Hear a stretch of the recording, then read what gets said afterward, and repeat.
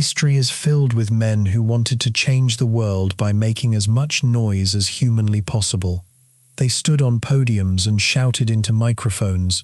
They led armies across freezing rivers and left their names carved into marble monuments. But on a cold, rain-swept afternoon in late November 1971, a man walked into an airport in the Pacific Northwest who decided to do the exact opposite. He did not want his name in the history books. In fact, he gave a name that was not even his own. He wore an expensive suit, carried an ordinary briefcase, paid cash for a one-way ticket, and ordered a soft drink with bourbon while sitting in the back of a commercial airliner. Within 6 hours, he would execute the most daring, meticulous, and mysterious crime in American history. He would extort $200,000 in cash, force an entire airline to obey his every instruction, and then step out into the pitch-black darkness of a thunderstorm at 10,000 feet above a dense, freezing wilderness. He did not leave behind a single trace of his physical body. He did not leave a single clue that revealed his true identity. And in the more than half a century that has passed since that freezing night, despite the largest and most expensive investigation in the history of the Federal Bureau of Investigation, no one has ever found him. He remains the only unsolved skyjacker in the entire history of commercial aviation. Before we step on board that plane and follow the exact footprints of the man who became a ghost, take a moment to settle in, adjust your pillow, relax your shoulders, and let the tension of your day melt away. Take a deep, slow breath in and let it out softly. If you find comfort in these slow, immersive journeys through the dark and mysterious corners of history, please consider liking this video, subscribing to the channel, and sharing your location and local time in the comments down below. Now, let the steady rhythm of the rain outside carry you back in time to Thanksgiving Eve, November 24th, 1971, where our story begins on the wet tarmac of Portland, Oregon. The weather on the day before Thanksgiving in 1971 was typical for the Pacific Northwest. A low-pressure system had rolled in from the Pacific Ocean, blanketing the coast in a heavy, unrelenting rain. The sky above Portland International Airport was the color of wet slate, heavy with dark clouds that hung low over the pine trees. Inside the terminal, the atmosphere was chaotic, loud, and full of the warm, hurried energy of holiday travel. Thousands of passengers were rushing through the concourses with heavy suitcases, eager to catch flights to see their families for Thanksgiving dinner. In 1971, air travel was fundamentally different from what we know today. There were no metal detectors at the gates. There were no X-ray machines for carry-on luggage. There were no requirements to show a photo identification card when buying a ticket. You could simply walk up to a ticket counter, hand over paper currency, give any name you felt like using, receive a printed boarding pass, and walk directly onto an airplane. It was roughly 2 o'clock in the afternoon when a man approached the ticket counter for Northwest Orient Airlines inside the Portland terminal. He was a man who looked entirely unremarkable, the kind of person you could stand next to in an elevator for 5 minutes and completely forget the moment the doors opened. He appeared to be in his mid-40s. He was around 6 feet tall, weighing roughly 180 pounds, with a medium build and dark hair that was neatly combed back, showing early signs of grey at the temples. He was dressed impeccably well, wearing a dark business suit, a crisp white-collared dress shirt, a thin black necktie secured with a small mother-of-pearl tie clip, a dark raincoat, and carrying a dark brown leather briefcase in one hand. He approached the airline agent at the counter with a quiet, polite demeanor. His voice was calm, low, and surprisingly pleasant. He asked for a single one-way ticket on Flight 305, a short-haul flight operated by Northwest Orient Airlines, bound for Seattle-Tacoma International Airport in Washington State. The flight was scheduled to take roughly 30 minutes from takeoff to touchdown. The ticket agent took $20 in cash from the man, printed out his ticket, and asked for his name. The man looked at the agent and calmly gave the name, Dan Cooper. Dan Cooper took his ticket, picked up his leather briefcase, and walked toward Gate 18.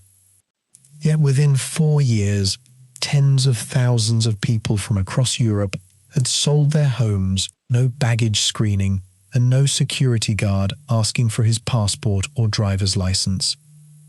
He walked down the jetway and stepped through the door of a Boeing 727 was the workhorse of the airline industry in the late 1960s and early 1970s.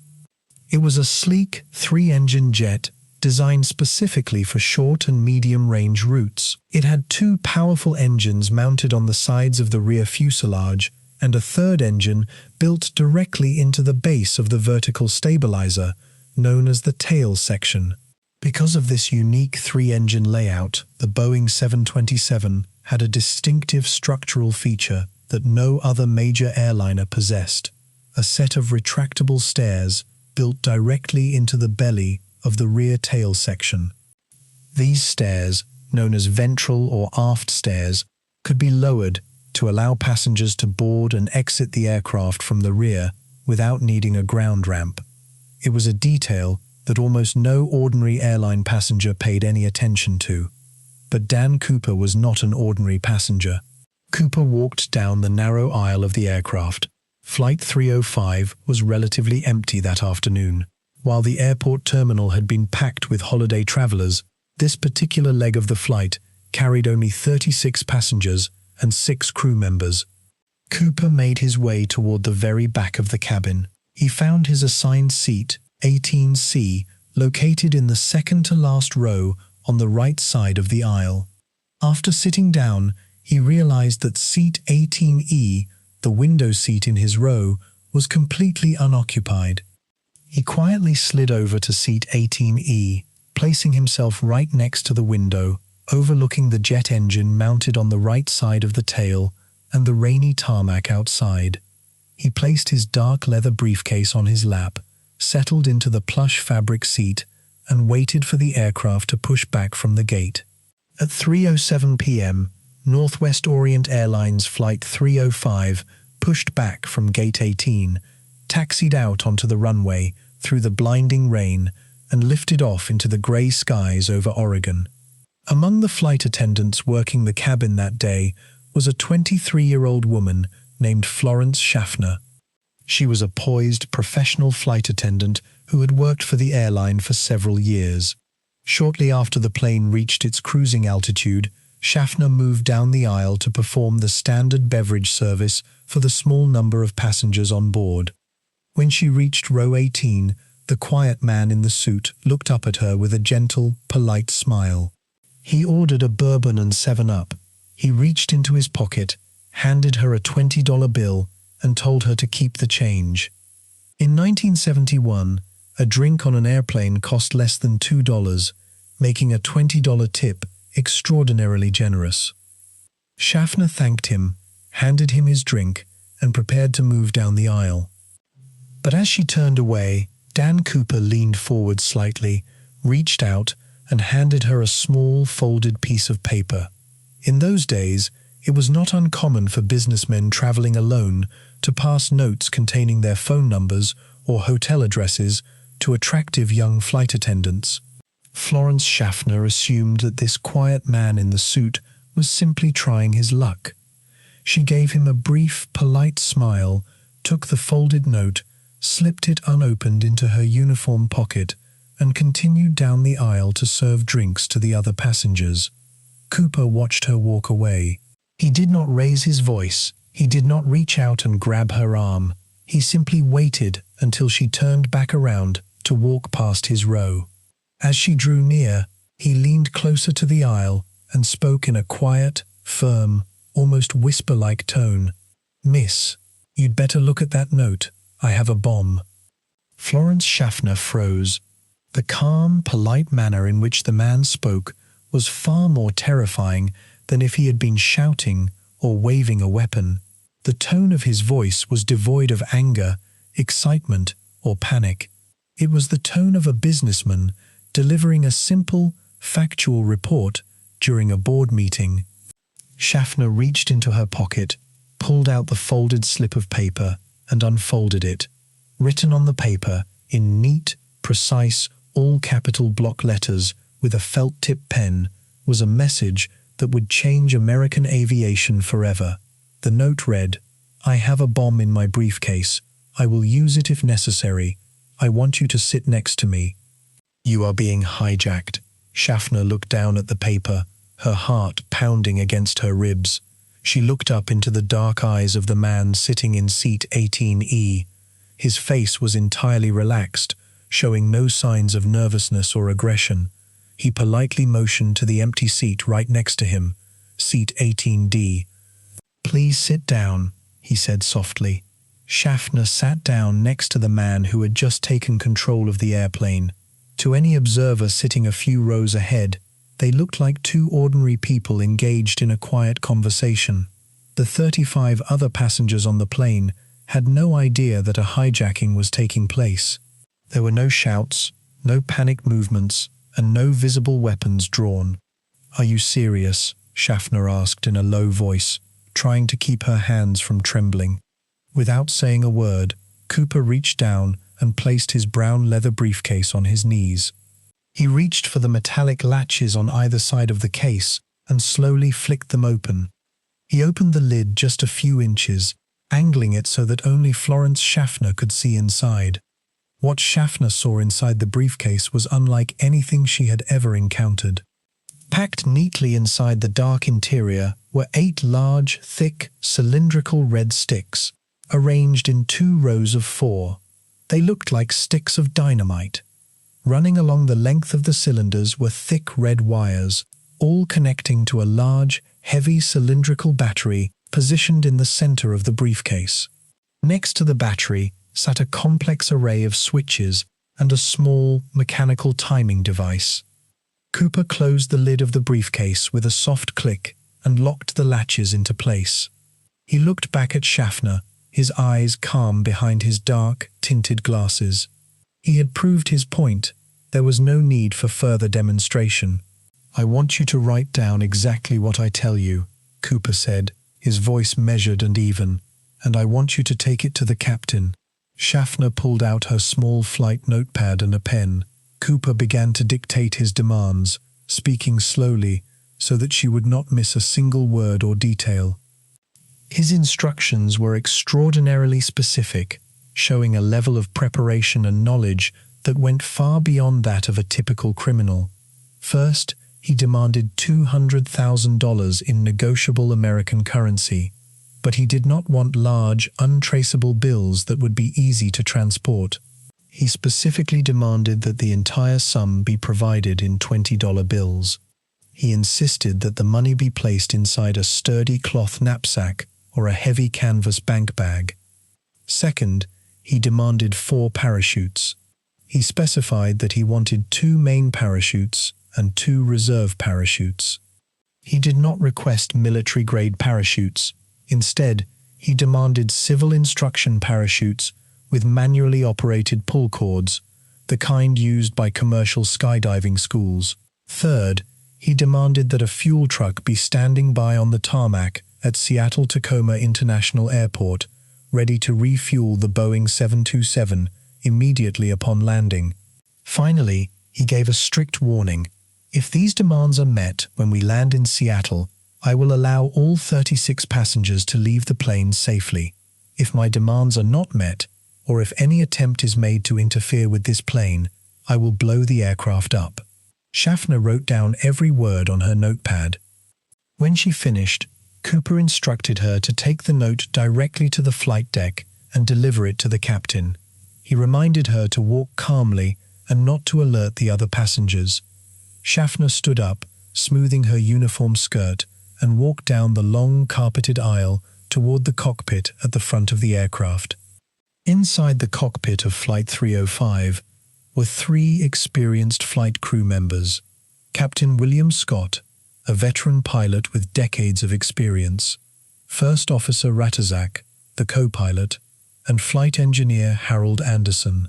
The atmosphere in the cockpit was quiet and routine as they guided the aircraft through the rain clouds toward Seattle. The cabin door opened, and Florence Schaffner stepped inside, her face pale. She handed the handwritten paper to Captain Scott. Captain Scott read the note. He looked up at Schaffner, seeing the genuine fear in her eyes. He immediately realized that this was not a hoax or a desperate cry for attention. He picked up his radio headset and contacted the Northwest Orient Airlines Flight Operations Control Unit in Seattle. In a calm, steady voice, Captain Scott relayed the situation. Flight 305 had been hijacked. The hijacker was armed with a bomb in a briefcase and was holding 36 passengers and 6 crew members hostage. The hijacker was demanding $200,000 in cash, 4 parachutes, and a full tank of jet fuel upon arrival in Seattle. The news reverberated through the upper levels of Northwest Orient Airlines and reached the executive office of the airline's president, Donald Nyrop. Within minutes, Nyrop made a crucial decision that would shape the outcome of the entire event. He issued a strict order to all company personnel and flight crews: cooperate fully with the hijacker's demands. The airline would pay the ransom. The safety of the passengers and crew was the absolute top priority. Northwest Orient Airlines would not risk 36 human lives to save $200,000. While airline officials began scrambling to locate $200,000 in cash on a rainy Thanksgiving Eve afternoon, Captain Scott contacted the Federal Bureau of Investigation. In Washington, D.C., and in the FBI's regional field offices in Seattle and Portland, emergency protocols were instantly activated. Agents were called in from their homes, leave was cancelled, and special tactical teams began assembling. The case was officially assigned the codename NORJAK, an acronym for Northwest Hijacking. It was the beginning of an investigation that would eventually grow into one of the largest, most complex, and most expensive manhunts in the history of law enforcement. Up in the air, inside the cabin of Flight 305, time seemed to stand still. Florence Schaffner walked back down the aisle and took her seat next to Dan Cooper. The quiet man in the suit showed no signs of impatience or anger. He remained completely relaxed. He pulled out a pair of dark, wraparound sunglasses and placed them over his eyes, obscuring his expression even further. To keep the passengers from panicking, Captain Scott turned on the cabin intercom system and made a routine announcement. His voice was smooth and unhurried. He informed the passengers that there was a minor technical delay with the landing gear indicators and that the aircraft would be circling over the Puget Sound area for a short time to burn off excess fuel before landing in Seattle. The passengers accepted the explanation without question. Some read books, others slept, while a few looked out the windows at the dense layer of grey clouds below. None of them had any idea that sitting in row 18 was a man holding a bomb, holding their fate in his hands. As the plane circled in the rainy sky, Cooper ordered another bourbon and 7-Up. He paid for his drink with another crisp bill, again insisting that the flight attendant keep the change. He struck up a low, conversational tone with the crew members. Another flight attendant, Tina Mucklow, a quiet and composed 22-year-old woman, came back to assist Schaffner. Mucklow would end up spending more time talking directly to Cooper than anyone else on the flight. She observed him closely. Cooper did not fit any profile of a violent criminal or a desperate political radical. During the late 1960s and early 1970s, skyjackings were becoming alarmingly common in the United States, but almost all of them were carried out by political extremists demanding to be flown to Cuba, or by mentally unstable individuals making wild, incoherent demands. But Dan Cooper was different. He was calm, articulate, and unfailingly polite. He spoke without a distinct regional accent, though his speech was clear and formal. He showed no signs of hatred toward the airline, the government, or the crew. In fact, he expressed concern for the flight attendants' comfort, offering to order hot meals for the crew once they landed in Seattle. He wasn't nervous at all, Tina Mucklow later recalled during her FBI interviews. He seemed very familiar with the terrain below us. He looked out the window and remarked, That looks like Tacoma down there. He even knew that McCord Air Force Base was located just a few miles away. He was pleasant, soft-spoken, and completely in control of himself. While Cooper sat calmly in seat 18E, drinking his bourbon and looking out at the rainy landscape, a frantic effort was underway on the ground in Seattle. Gathering $200,000 in cash on a late Wednesday afternoon when banks were closing for the holiday weekend was a monumental task. FBI agents contacted officials at Seattle First National Bank.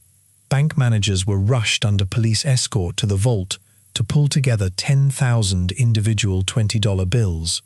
The FBI insisted on taking precise forensic precautions.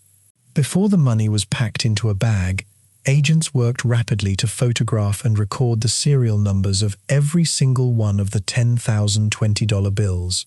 Every serial number began with the letter L, indicating that the bills were issued by the Federal Reserve Bank of San Francisco, and most of them carried the Series 1969 or 1969A designations.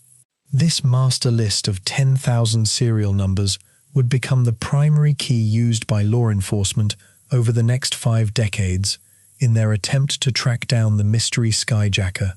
Simultaneously, the FBI was searching for the 4 parachutes requested by Cooper.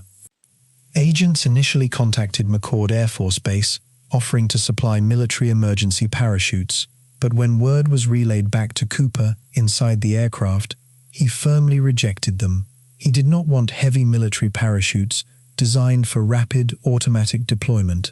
He demanded commercial, civilian parachutes with manual ripcords. FBI agents rushed to a local skydiving center in Issaquah, Washington, owned by a veteran skydiver named Earl Cossey. Cossey provided 2 main parachutes and 2 reserve parachutes. However, in the hurry to gather the equipment, one of the reserve parachutes provided was actually a non-functional training unit, a dummy chute that had been sewn shut for classroom demonstrations. It was a detail that would later play a critical role in analyzing Cooper's knowledge of skydiving gear. By 5:30 p.m., the 10,000 $20 bills had been packed into a heavy, white canvas bank bag, and the 4 parachutes were ready at the airport. Up in the sky, Flight 305 had been circling over Puget Sound for nearly 2 hours. Cooper looked at his watch. He turned to Tina Mucklow and calmly informed her that it was time to land. Captain Scott brought the Boeing 727 down through the heavy clouds, breaking through the mist and rain, and lined the aircraft up with the runway at Seattle-Tacoma International Airport. At 5:39 p.m., the tires of Flight 305 touched down on the wet concrete. The plane taxied away from the main terminal, rolling toward a bright, isolated area of the tarmac that had been cordoned off by local police and FBI agents. The rain was coming down harder now, driven by a cold, biting wind. Surrounding the perimeter of the airport, hidden in the darkness beyond the tarmac lights, were armed FBI sharpshooters, watching the plane through high-powered rifle scopes. Inside the aircraft, the cabin lights were dimmed on Cooper's orders to prevent snipers from getting a clear view inside. Dan Cooper sat quietly in his seat in row 18, his briefcase resting on his lap. He pulled his black raincoat tighter around his shoulders, adjusted his dark glasses, and waited for the trade to begin. He had successfully brought an airliner to a complete standstill, mobilized the federal government, and brought the entire Pacific Northwest to a halt. But his real plan, the part of his scheme that would baffle the world for the next half-century, was only just beginning. To truly understand why the stranger, sitting in seat 18E, was able to pull off the most legendary skyjacking in history, we have to travel back in time to an era that feels almost unimaginable to us today. We have to look at the sky as it was in the late 1960s and early 1970s. Today, going to an airport is an ordeal defined by security checks, long lines, removing your shoes, scanning your body, and showing government-issued identification cards at 3 different checkpoints. But in November of 1971, air travel was fundamentally, radically different. Commercial flying was in its golden twilight. It was considered a luxury experience, filled with plush carpeted cabins, fine dining served on real china, wide seats with endless legroom, and an atmosphere of ultimate freedom. Yet within 4 years, tens of thousands of people from across Europe had sold their homes. In 1971, you could arrive at the terminal 10 minutes before your flight was scheduled to take off. You could walk up to the ticket counter, hand over a few paper bills, and give whatever name popped into your head. The ticket agent would not ask for your driver's license. They would not ask for a passport. They would simply hand you a paper boarding pass and wish you a pleasant flight. There were no metal detectors waiting for you. There were no X-ray machines to scan your carry-on luggage. There were no security guards searching through your personal belongings. A person could carry a loaded firearm, a knife, or 8 sticks of dynamite wrapped inside a dark leather briefcase directly onto an airplane without a single person ever asking a question. Because of this complete lack of security, the late 1960s became known as the golden age of skyjacking. Between 1968 and 1972, airliners were hijacked in the United States with shocking, almost absurd frequency. It happened so often that it became a running joke on late-night television shows and in newspaper cartoons. On average, an American commercial airliner was hijacked once every 6 days. Most of these skyjackings were carried out by political radicals, desperate criminals fleeing law enforcement, or individuals suffering from severe mental breakdowns. The vast majority of these hijackers had one single destination in mind: Havana, Cuba. In those days, the standard protocol for airlines when faced with a hijacker was simple and straightforward. Airline management instructed their pilots to comply with every demand. If a man walked into the cockpit with a gun or a fake grenade and demanded to go to Cuba, the captain would simply turn the aircraft south, radio flight control to arrange a route to Havana, and land the plane safely.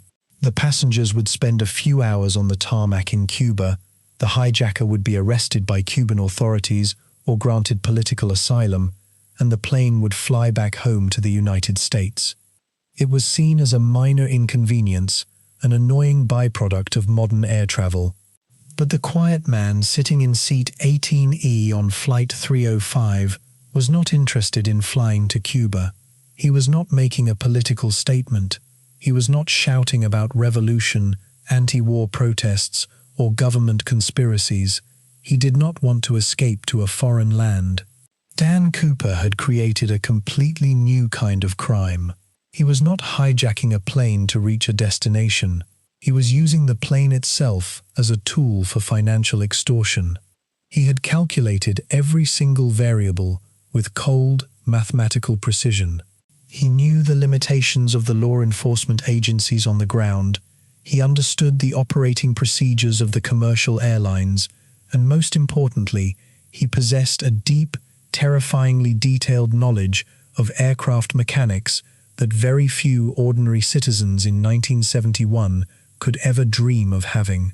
As Flight 305 sat idling on the rainy tarmac at Seattle-Tacoma International Airport at 5:39 p.m., the psychological atmosphere inside the cabin was quiet, tense, and deeply surreal. Outside, the night had fully descended on the Pacific Northwest. Rain lashed against the small oval windows of the Boeing 727, driven by cold gusts of wind blowing off Puget Sound. The airport lights cast long yellow reflections across the wet asphalt. To any outside observer, the plane looked as if it were simply waiting for its turn to taxi to a passenger gate. But inside, a high-stakes standoff was unfolding in near-total silence. Dan Cooper sat calmly in the rear of the plane, his briefcase resting on his knees. He had ordered the flight crew to keep the cabin lights dimmed. He understood that bright interior lights would turn the windows into mirrors, making it impossible for him to see outside, while making him an easy target for law enforcement snipers hidden in the dark surrounding buildings. Through the dark-tinted glasses covering his eyes, he calmly observed every movement in the cabin. Beside him sat 22-year-old flight attendant Tina Mucklow. Mucklow was a remarkably brave and composed woman. Despite the unfathomable pressure of the situation, she remained cool and professional, acting as the primary communicator between the hijacker, the cockpit crew, and the airline representatives on the ground. She watched Cooper closely, analyzing his behavior, his speech, and his hands. Cooper showed no signs of panic. His hands were completely steady. He did not fidget with his clothes. He did not bite his nails, and his breathing was slow and rhythmic. He spoke in a soft, low, polite voice that barely rose above a whisper. Whenever he made a request, he used the words please and thank you. He pulled out a pack of Raleigh cigarettes, tapped one out, lit it with a small lighter, and took a slow, thoughtful drag, blowing the blue smoke toward the ceiling of the aircraft. He offered cigarettes to the flight attendants and checked on their well-being, asking if they were tired or frightened. He was not unreasonable, Tina Mucklow later told FBI investigators. He was calm, considerate, and professional. He didn't seem angry at all. He didn't act like a crazed criminal. In fact, he was very nice to us the entire time. While Cooper smoked his cigarette in row 18, a flurry of intense activity was taking place at the front of the aircraft and in law enforcement command posts across the state of Washington. Inside the cockpit, Captain William Scott and First Officer Ratazak were staying in constant contact with the Northwest Orient Airlines Flight Control Center and the FBI. Yet within 4 years, tens of thousands of people from across Europe had sold their homes. Police cars and FBI vehicles sat parked with their headlights turned off, their windshield wipers pushing away the heavy rain. Special agents, equipped with sniper rifles, were positioned on the roof of the airport terminal, their scopes trained on the doors and windows of Flight 305. But they could not shoot. They could not risk taking a shot through the thick, rain-streaked windows into a dark cabin where 36 innocent passengers were sitting just inches away from a briefcase packed with 8 sticks of high explosives. One wrong move, one hasty decision, and the entire rear section of the Boeing 727 could be blown to pieces. On the ground, the mechanical process of satisfying Cooper's demands was encountering unexpected obstacles.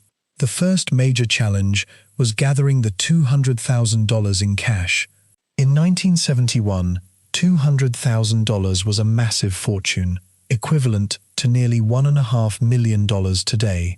Because it was late afternoon on the eve of a major national holiday, banks were already closing their doors. FBI agents had rushed to the Seattle First National Bank, forcing bank officers to open the high-security vault. The agents were under strict orders to pull together 10,000 individual $20 bills. Cooper had specifically requested $20 bills because they were small enough to be easily spent without drawing immediate suspicion, yet light enough to carry in a bag during a physical escape. Working under immense pressure, bank tellers and federal agents sat at wooden tables inside the bank vault, rapidly counting out bundles of green currency. As they counted, agents used high-speed cameras to record the individual serial number of every single bill. 10,000 individual serial numbers were systematically photographed and written down. The agents knew that if Cooper managed to escape with the money, this master list of serial numbers would be the only net they had to catch him when he eventually tried to spend the stolen cash in the public economy. The second obstacle was sourcing the 4 parachutes Cooper had demanded.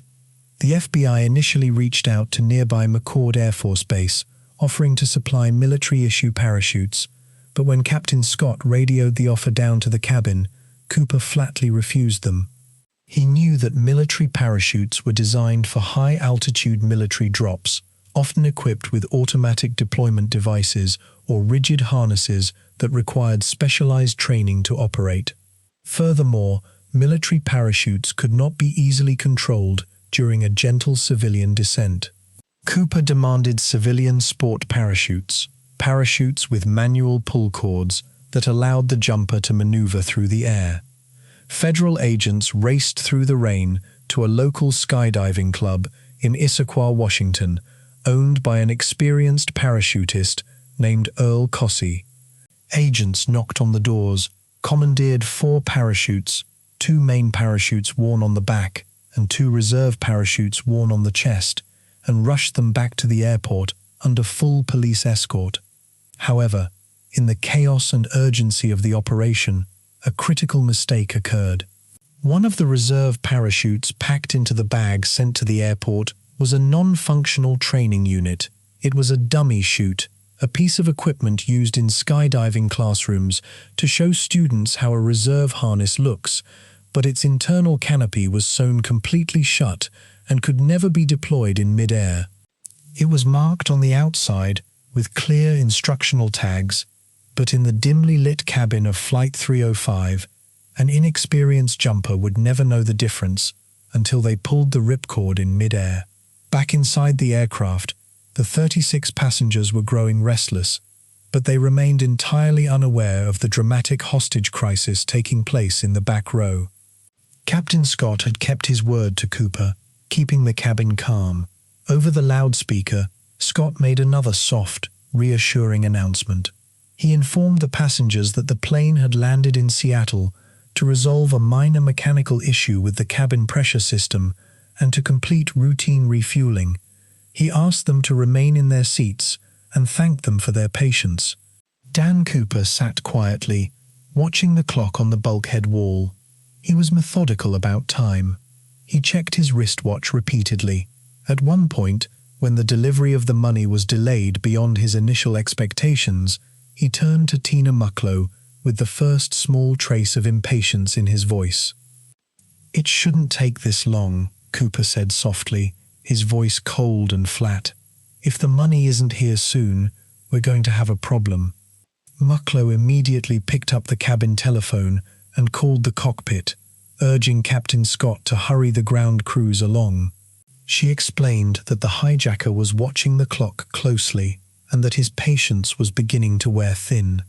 Finally, at 6:45 p.m., a dark station wagon drove slowly across the wet tarmac, stopping several hundred yards away from the Boeing 727. An unarmed airline employee stepped out of the vehicle, carrying a heavy white canvas bank bag filled with 10,000 $20 bills and a large cardboard box containing the 4 parachutes. Following Cooper's strict instructions, the employee walked alone through the pouring rain toward the aircraft. He approached the front entrance of the plane, where the jetway stairs had been positioned. Tina Mucklow lowered the front door, reached out, and took the canvas bag of cash and the box of parachutes from the employee, pulling them inside the cabin. She carried the heavy bank bag back to row 18 and placed it at Cooper's feet. Cooper reached down, opened the canvas bag, and inspected the contents.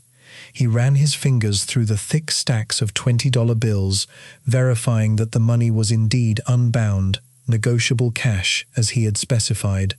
Satisfied, he closed the bag and zipped it shut. Next, he examined the parachutes. He took the parachutes out of the box one by one, inspecting the harnesses, the webbing, the metal buckles, and the ripcords. It was during this detailed inspection that Cooper made a decision that would puzzle FBI investigators and parachute experts for decades to come. Given 2 main parachutes and 2 reserve parachutes, Cooper selected the older, more basic main parachute and paired it with one of the reserve units. But instead of choosing the fully operational reserve parachute, he selected the non-functional dummy training chute, the one that was sewn shut, and attached it to his harness. Why did an apparently experienced individual make such a fatal error? Was he working in the dim lighting of the cabin and failed to notice the markings? Or did he have another, highly technical purpose for the dummy chute's heavy canvas fabric and nylon straps? With the money and parachutes successfully delivered to row 18, Dan Cooper fulfilled the first half of his promise. He turned to Tina Mucklow and gave the order, "Let the passengers off." At 6:52 p.m., the front door of Flight 305 was opened. The 36 passengers stood up, gathered their coats and carry-on bags, and walked calmly down the aisle, stepping out onto the jetway and into the airport terminal. They were met by dozens of FBI agents and police officers who immediately pulled them into private rooms for questioning. It was only then, as they sat in the airport terminal holding cups of hot coffee, that the passengers learned the truth. The polite man sitting quietly in row 18 had been holding a bomb, and they had just been rescued from a major hostage crisis. Along with the passengers, Cooper also permitted flight attendant Florence Schaffner and senior flight attendant Alice Hancock to leave the plane.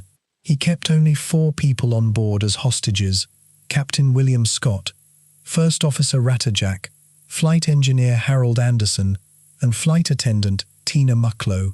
Now the tarmac was quiet once again.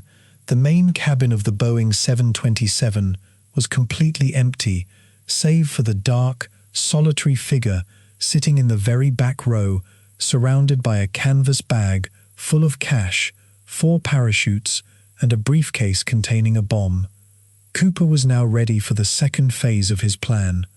He called Tina Mucklow back to his row and delivered his next set of instructions. He wanted the aircraft refueled immediately. He specified that he wanted thousands of gallons of jet fuel pumped into the tanks, a process that normally took less than 15 minutes. However, the refueling process encountered immediate technical delays. The ground crew, terrified of making a mistake that might trigger an explosion, struggled with the high-pressure fuel pumps in the heavy rain. Vapor locks formed in the fuel lines, causing the fueling equipment to jam repeatedly. As the minutes ticked by, Cooper became noticeably irritated for the first time. He leaned over to Mucklow and said firmly, "Don't play games with me. This fueling should not take this long."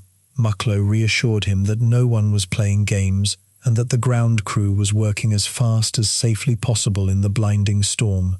Cooper accepted her explanation, calmed down, and waited patiently. While the fuel truck labored on the wet tarmac outside, Cooper called Captain Scott over the cabin intercom to outline the exact flight plan he expected the crew to follow once they took off.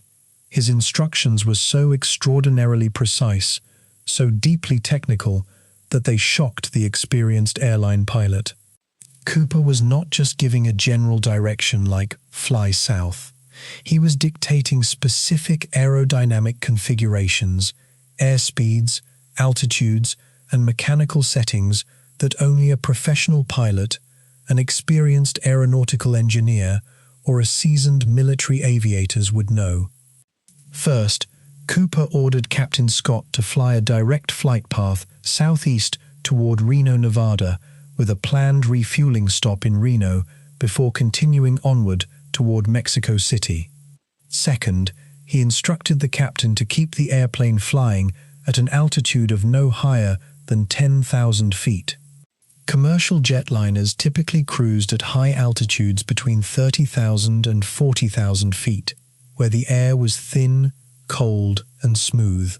Flying at 10,000 feet meant the plane would be flying through thick, dense air, consuming fuel at a much higher rate, but it also meant that the cabin would not need to be pressurized, allowing doors to be opened in flight without causing explosive decompression.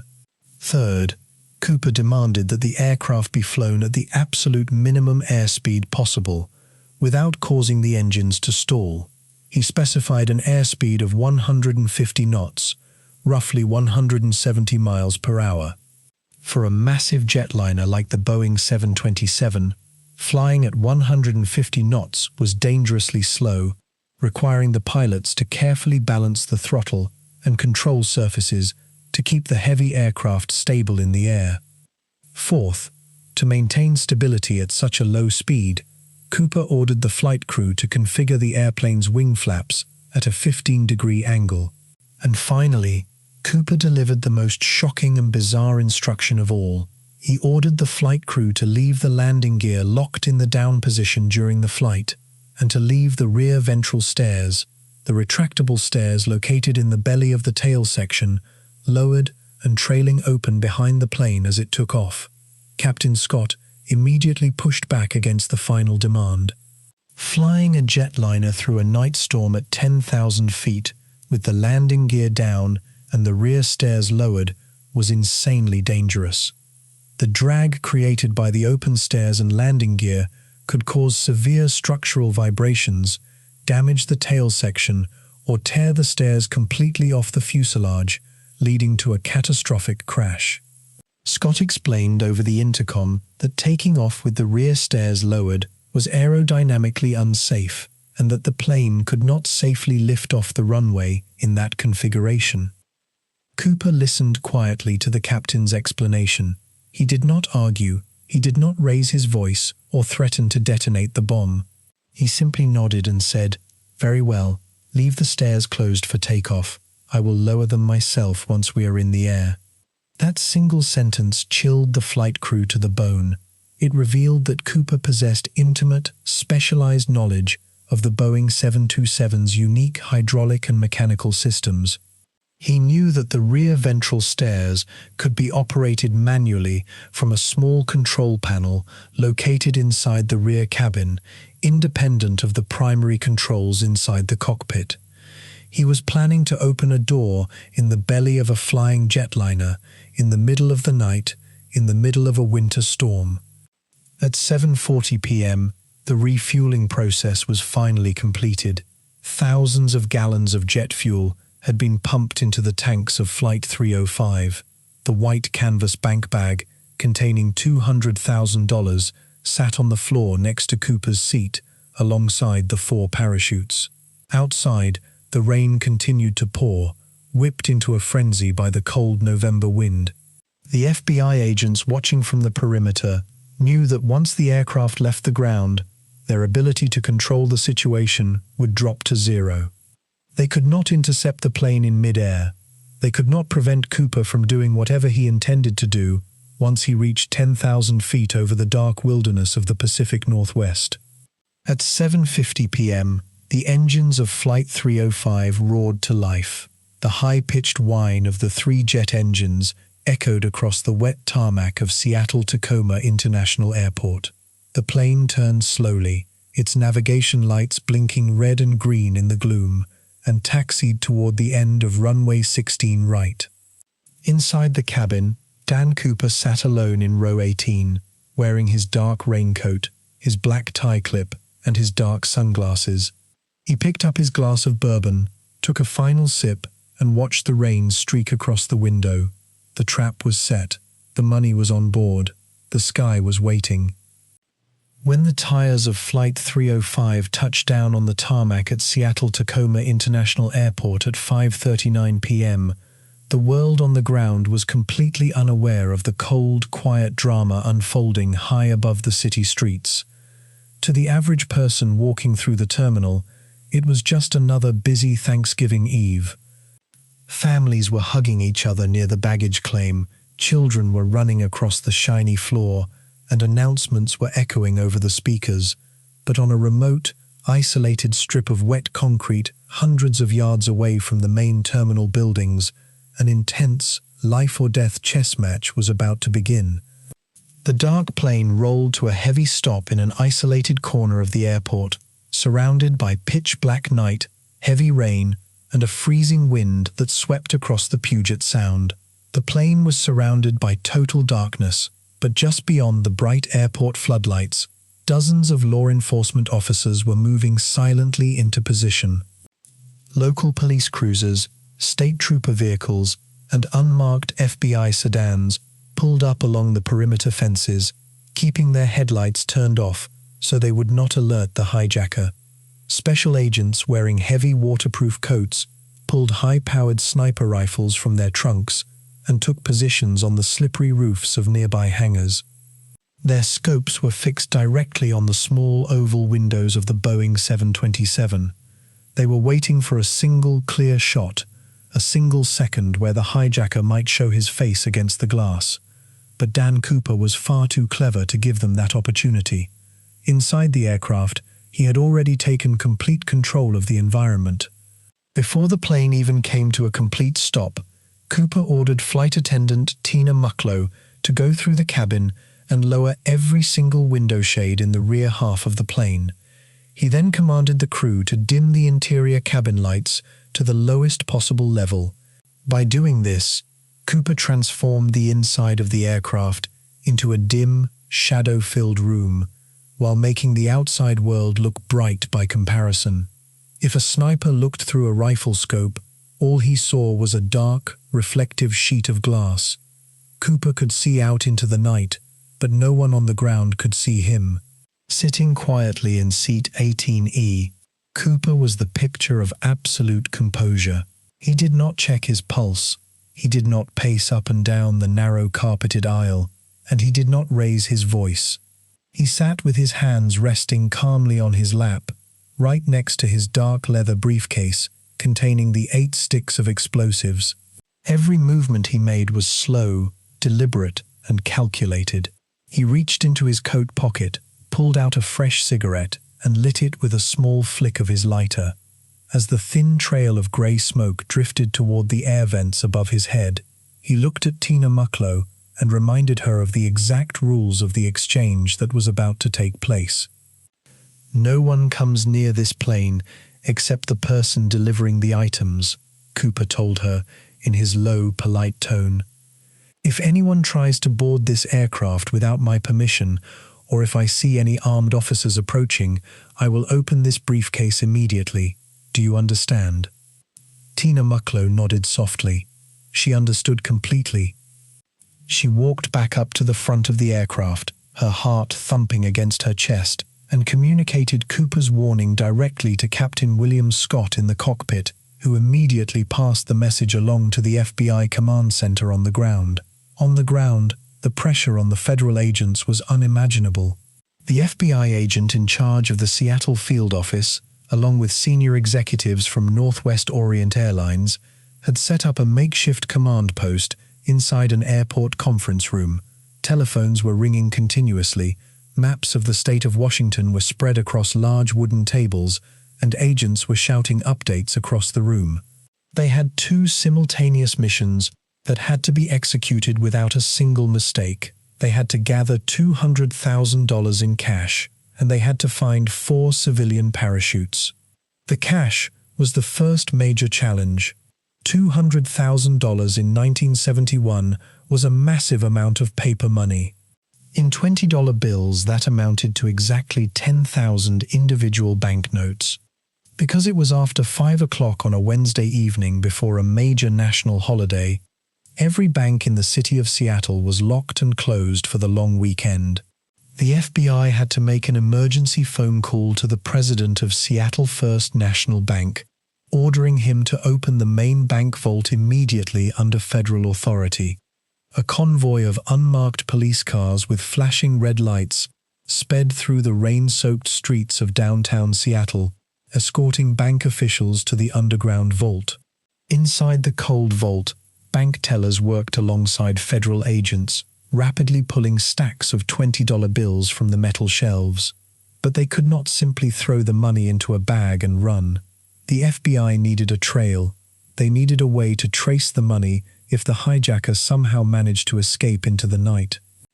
Agents set up specialized high-speed photographic equipment right inside the bank vault. Every single one of the 10,000 $20 bills was laid out, photographed, and its serial number recorded in a master database. The vast majority of the bills were Series 1969 or 1969A notes issued by the Federal Reserve Bank of San Francisco, all starting with the letter L. It was a tedious, agonizingly slow process, but it was the only weapon the FBI had. Once every bill was recorded, the 10,000 notes were packed tightly into a heavy, white canvas bank bag with blue lettering. The total weight of the cash alone was nearly 21 pounds. While the money was being processed in the bank vault, another team of agents was desperately searching for the parachutes. Time was running out, and Cooper was checking his watch every few minutes in the cabin of Flight 305. The FBI, originally called McCord Air Force Base, located just south of Tacoma, asking for military parachutes. The Air Force quickly offered several NB-6 military parachutes, which were designed for emergency bailouts by fighter pilots. When Captain Scott radioed down to the cabin to inform Cooper that military parachutes were available, Cooper immediately rejected them. "I don't want military parachutes," Cooper said flatly. "Military parachutes are designed to open automatically with extreme force, or they require rigid, complex military harnesses that take time to adjust. I want civilian sport parachutes. The kind with manual ripcords that you pull yourself." Cooper's immediate rejection of the military gear was a major clue for the agents on the ground. It proved that he wasn't just guessing, he knew the subtle technical differences between various types of parachute systems. The FBI had to pivot instantly. They contacted Earl Cossey, a local skydiving instructor who operated a parachuting center in Issaquah, Washington. Cossey was pulled away from his dinner table, told that a skyjacking was in progress, and asked to provide his own personal equipment. Cossey provided 2 primary backpack parachutes, known as NB-8 sport chutes, which allowed the jumper to steer their descent through the air using control lines. For the reserve parachutes, the smaller backup units worn on the chest, agents grabbed 2 units from the skydiving facility. However, in the dark, frantic scramble inside the Issaquah facility, no one noticed that one of the reserve units taken off the shelf was actually a non-functional demonstration model. It was a unit used in classroom settings to teach students how to fold a harness, and its internal silk canopy had been permanently sewn shut. It was completely useless for an actual jump. By 6:30 p.m., both the white canvas bag of cash and the cardboard box containing the 4 parachutes were delivered to the airport command post. The items were loaded into the back of an unmarked airport station wagon, driven by a brave, nervous airline employee named Al Lee. Lee was instructed to drive slowly across the dark tarmac toward Flight 305, stop the car 50 yards away, and deliver the items on foot. Inside the plane, Dan Cooper watched the station wagon approach through the window of row 18. He turned to Tina Mucklow and gave her explicit orders. "Tell the driver to park the car, turn off the engine, and step out slowly with his hands where I can see them," Cooper said. "He is to carry the money and the parachutes to the front entrance stairs, one at a time. You will stand at the open door and receive them. No one else steps on that ladder." Tina Mucklow walked to the front of the aircraft, pulled the heavy door inward, and looked out into the freezing storm. The rain was coming down in sheets, blowing sideways in the wind. She watched Al Lee step out of the station wagon, carrying the heavy canvas bag of money across the dark concrete. He walked up the mobile metal stairs, handed the white bag to Mucklow, and turned around without saying a word to fetch the box of parachutes. Within 3 minutes, all 4 parachutes and $200,000 in cash were inside the airplane cabin. Mucklow dragged the heavy canvas bag and the box of parachutes down the aisle to row 18, setting them down on the blue carpet right in front of Dan Cooper. The moment of truth had arrived. Cooper reached down and opened the top of the canvas bag. He pulled out several bundles of $20 bills, inspecting them closely under the dim cabin light. He checked the rubber bands wrapped around the stacks, flipped through the edges of the bills with his thumb to ensure they were not blank paper, and verified that they were genuine, unmarked greenback currency. He didn't bother to count every single bill. He knew that counting 10,000 individual notes would take hours.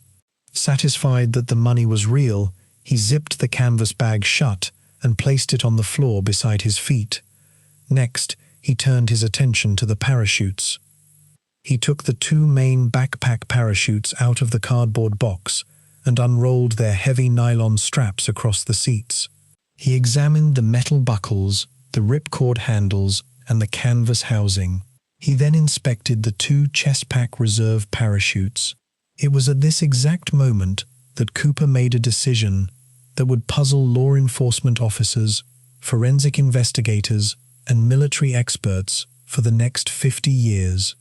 Given the choice between 2 functional main parachutes and 2 reserve parachutes, Cooper chose the older, lower-quality main parachute. Even more strangely, when selecting his reserve parachute, he grabbed the non-functional training unit, the dummy chute whose canopy was sewn shut, and attached it to his harness. Why did he do this? Was it a fatal mistake made because the cabin was too dark for him to read the instructional tags stamped on the canvas? Or did he have a completely different, highly technical reason for choosing that specific unit? Some expert skyjack investigators later theorized that Cooper never intended to use the reserve parachute as an actual canopy at all. Instead, they believed he intended to cut open the heavy, durable canvas material of the dummy reserve chute and use its high-strength nylon straps to bind the white money bag securely to his body, so it wouldn't be ripped away by the 200-mile-per-hour winds when he jumped. With the cash and parachutes now in his possession, Dan Cooper kept his word. He looked up at Tina Mucklow and said, "All right, you can let the passengers off the plane now." At 6:52 p.m., the front door of Flight 305 was pushed fully open. The 36 passengers, who had been sitting quietly in their seats for hours, believing that the plane had simply been delayed by a minor mechanical issue, stood up and gathered their belongings. They lined up in the single aisle, walking past the front rows toward the exit door. As they stepped out onto the metal stairs, the cold wind and heavy rain hit their faces. They walked down to the tarmac, where they were immediately ushered into waiting buses by armed FBI agents and state troopers. Among the departing passengers was a young man who had sat just a few rows ahead of Cooper. As he stepped into the terminal building, an FBI agent pulled him aside and asked, "Did you see anything unusual back there? Did you notice the man in row 18? The passenger looked at the agent with total confusion. "No," he replied. "He just looked like a normal guy in a business suit drinking a bourbon." He was quiet the whole time. Is something wrong? The passengers had no idea that they had just been part of the most daring hostage negotiation in aviation history. Not a single passenger had been harmed, not a single shot had been fired, and not a single voice had been raised in anger.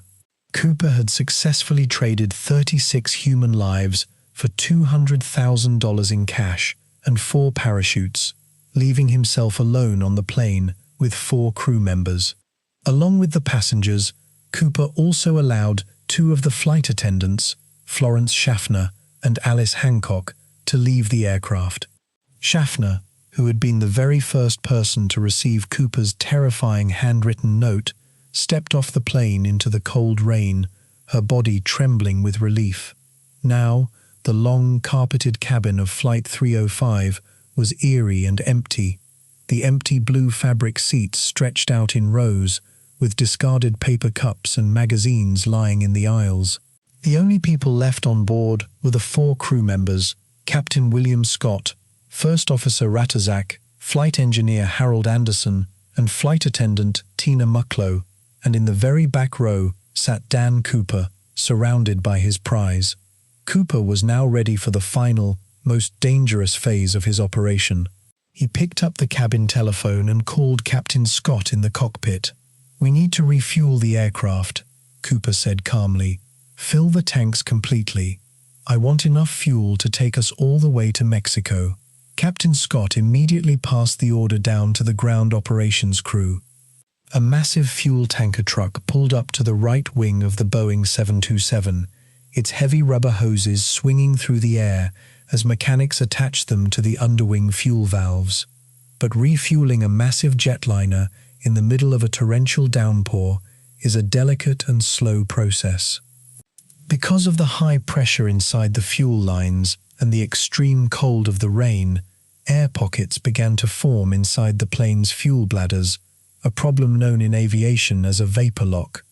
The automatic safety shutoff valves on the fuel truck kept tripping, stopping the flow of fuel every few minutes. Mechanics had to crawl under the wing in the mud and freezing rain to clear the lines by hand. Inside the cabin, the delay was becoming dangerous. The clock on the wall read 7:15 p.m., then 7:25 p.m., then 7:35 p.m. Cooper sat in his seat, tapping his fingers rhythmically against the armrest. He checked his wristwatch repeatedly. For the first time all evening, his calm demeanor showed a tiny crack of tension. He called Tina Mucklow over to his seat. His voice was still quiet, but there was an edge of razor-sharp authority in it now.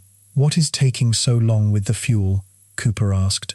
"This should have taken 15 minutes. If they are stalling me, or if they are trying to buy time for something else, tell them they are making a massive mistake." Mucklow felt a cold shiver run down her spine. She knew that inside the brown leather briefcase at Cooper's feet sat 8 sticks of dynamite, and she knew that if Cooper believed he was being tricked, he would not hesitate to flip the toggle switch.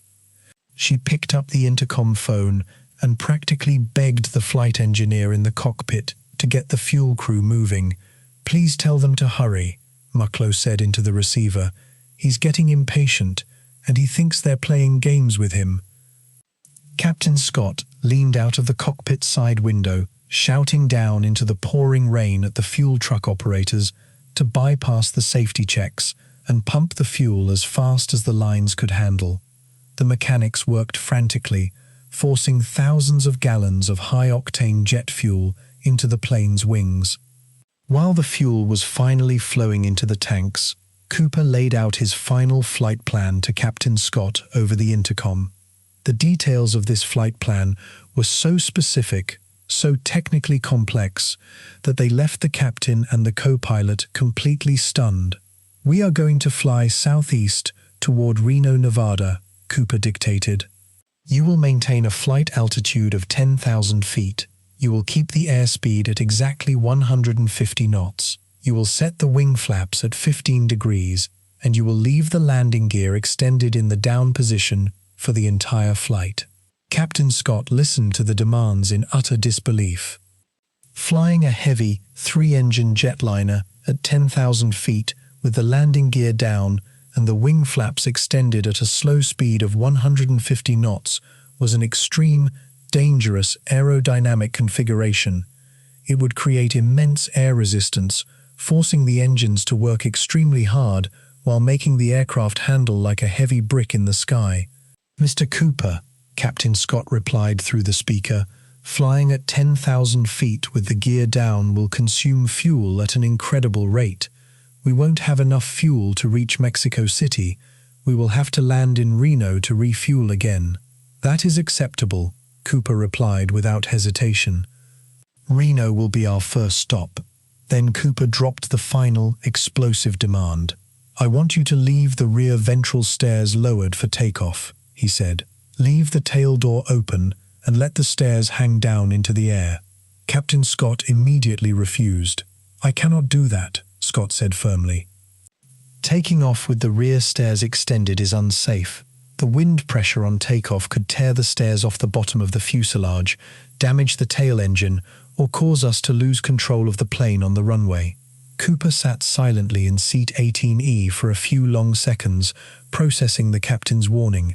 He didn't argue, he didn't throw a tantrum, and he didn't make threats. He simply adjusted his dark sunglasses and said, "Very well, Captain. Take off with the stairs closed. I will lower them myself once we are in the air."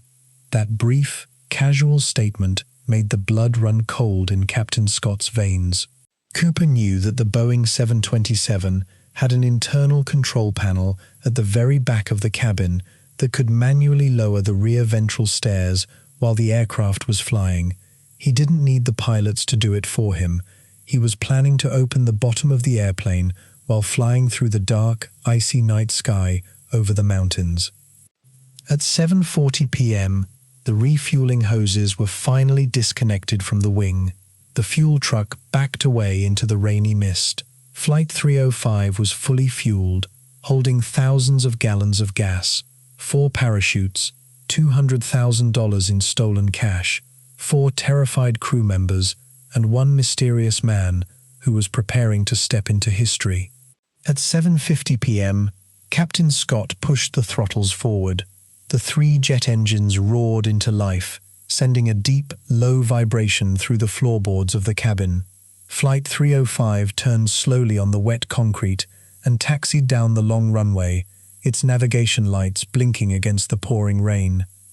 As the plane accelerated down runway 16 right, lifting off into the stormy black sky over Seattle, the world below could only watch in terror, wondering where the dark plane was heading and whether the quiet man inside would ever be seen again. As the heavy tires of Northwest Orient Airlines Flight 305 lifted off the wet runway of Seattle-Tacoma International Airport at 7:50 p.m., the Boeing 727 entered a realm of total, suffocating darkness. The rain was not merely falling, it was being driven sideways by powerful, freezing wind gusts blowing off the Pacific Ocean. The clouds hung so low over the Puget Sound that the moment the nose of the aircraft tilted upward, the bright lights of Seattle vanished instantly. Below the wings lay a vast black abyss, thousands of square miles of dense, unbroken evergreen forests, jagged mountain ridges, freezing rivers, and deep wilderness extending toward the Cascade Mountain Range. Inside the cabin, the atmosphere was thick with a quiet, terrifying tension. The air was cold and smelled faintly of stale tobacco smoke and jet fuel. The cabin lights remained turned down to a low, eerie glow. Dan Cooper sat alone in the rear half of the aircraft, surrounded by rows of empty blue fabric seats that swayed gently with the turbulence of the storm. On the floor at his feet rested the heavy white canvas bank bag filled with 10,000 individual $20 bills, the cardboard box containing the parachutes, and his dark leather briefcase housing the 8 red cylinders of explosives.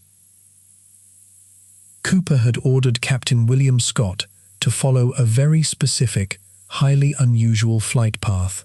He wanted the aircraft to fly along Vector Victor 23, a low-altitude federal airway that stretched from Seattle south toward Reno, Nevada. But Cooper's instructions regarding how the airplane should be flown were what made this flight unlike any other in commercial aviation history. He demanded that the plane maintain a cruising altitude of exactly 10,000 feet. At 10,000 feet, the air was thick enough that the crew did not need to pressurize the cabin. This was a critical part of Cooper's strategy. An unpressurized cabin meant there was no massive air pressure differential between the inside of the plane and the outside atmosphere. If someone opened an exterior door at 10,000 feet, the air would not come rushing out in a violent, explosive decompression that could tear the aircraft apart or throw the plane out of control. Furthermore, Cooper ordered Captain Scott to keep the aircraft flying at the absolute minimum speed possible without causing the wings to lose lift and stall out of the sky. He specified an airspeed of 150 knots, roughly 174 miles per hour, for a massive, 3-engine commercial jetliner weighing tens of thousands of pounds. Flying at 150 knots was dangerously slow. To keep the aircraft stable at this sluggish speed, the pilots had to deploy the wing flaps to a 15-degree angle and lock the heavy landing gear in the extended down position. This unusual configuration created massive aerodynamic drag. The engines had to work extraordinarily hard, whining at a high, strained pitch as they dragged the open landing gear through the dense, rain-soaked air. The entire frame of the Boeing 727 vibrated, shuddering gently as it fought its way through the turbulent air currents over southern Washington state. While Captain Scott, First Officer Ratazak, and Flight Engineer Harold Anderson sat in the cockpit monitoring their instruments and struggling to keep the heavy aircraft stable, Flight Attendant Tina Mucklow remained in the cabin with Cooper. She was the only other person in the entire passenger section of the plane. At approximately 8 p.m., Cooper looked up from his seat in row 18 and motioned for Mucklow to approach. His voice was as calm, low, and polite as it had been when he first boarded the plane in Portland 6 hours earlier. He asked her to walk him through the precise mechanical operation of the aft ventral stairs, the retractable staircase located beneath the tail of the aircraft. Mucklow explained that the stairs were operated by a simple hydraulic lever located on a small control panel built into the wall of the rear entryway right next to the aft door. She showed him how the latch worked and how the safety catch could be released. Cooper listened intently, nodding his head slowly as she spoke. He showed no signs of fear, hesitation, or anxiety. He looked like an instructor receiving a quick refresher lesson on a piece of machinery he was already intimately familiar with. Once he was satisfied with her explanation, Cooper looked directly into Tina Mucklow's eyes. His expression behind his dark sunglasses was completely unreadable. "I want you to go forward into the cockpit," Cooper said in his quiet, firm voice. "Go inside, close the door behind you, and stay there. Do not come back out under any circumstances." Mucklow looked at him for a brief moment, her heart pounding in her chest. "Are you going to be okay?" she asked softly. An extraordinary display of human compassion for a woman being held hostage by an armed skyjacker. "I'll be fine," Cooper replied gently. "Just go into the cockpit and stay there." Tina Mucklow turned around and walked down the long, empty aisle toward the front of the aircraft. As she reached the forward galley, she turned back one last time to look at Dan Cooper. He was standing near the rear of the cabin, unbuckling his suit jacket. Yet within 4 years, tens of thousands of people from across Europe had sold their homes. Inside the cockpit, the atmosphere was focused and grim. The 3 pilots were constantly making small adjustments to the control wheel and throttles to keep the plane flying straight and level at 10,000 feet through the blinding storm. Outside the cockpit windows, there was nothing to see, only pitch-black darkness and freezing rain hammering against the thick glass windshield. What happened next inside the cabin of Flight 305 can only be reconstructed through physical evidence, aerodynamic data recorded by the plane's flight instruments, and expert forensic analysis. Left completely alone in the dim, empty cabin, Dan Cooper began to execute the final, radical steps of his plan. He took off his dark suit jacket and removed his thin black clip-on necktie along with its mother-of-pearl tie clip, placing them neatly across the fabric of seat 18E. Why he removed his tie remains one of the small, perplexing mysteries of the case. Perhaps he feared it would whip around violently in the freezing wind and choke him during his jump, or perhaps it was simply an uncomfortable nuisance. Next, Cooper prepared his gear.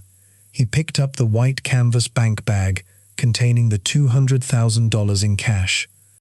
Using the nylon webbing and straps cut from the extra parachutes he had rejected, Cooper bound the heavy 21-pound bag securely to his torso, wrapping the straps tightly around his waist and chest so that the bag would hang firmly against his body, preventing it from being ripped away by the force of the air pressure when he stepped out of the aircraft. He then strapped on the parachutes. He slipped his arms through the canvas shoulder straps of the primary NB8 Sport parachute, pulling the harness tight across his shoulders and thighs, and buckling the heavy metal latches across his chest. He then picked up the reserve parachute, the unit whose internal canopy was sewn shut, and clipped it to the metal rings on the front of his harness. He adjusted his dark raincoat over his clothes, pulled his dark glasses tight against his face, and walked toward the very back of the aircraft. At approximately 8:11 p.m., a bright red warning light illuminated on the instrument panel inside the cockpit right in front of flight engineer Harold Anderson. The warning light indicated that the rear ventral door latch had been disengaged and that the aft stairs were being unlatched from the belly of the fuselage. A second later, the cockpit intercom light flashed. Captain Scott picked up his headset and spoke into the microphone. "Is there anything we can do for you back there?" A calm, steady voice came through the captain's headset. It was Dan Cooper's final spoken word to the world, "No." At 8:12 p.m., Cooper stepped down into the small, cramped entryway at the tail of the aircraft and reached for the manual control lever on the rear panel. He pulled the heavy hydraulic lever down.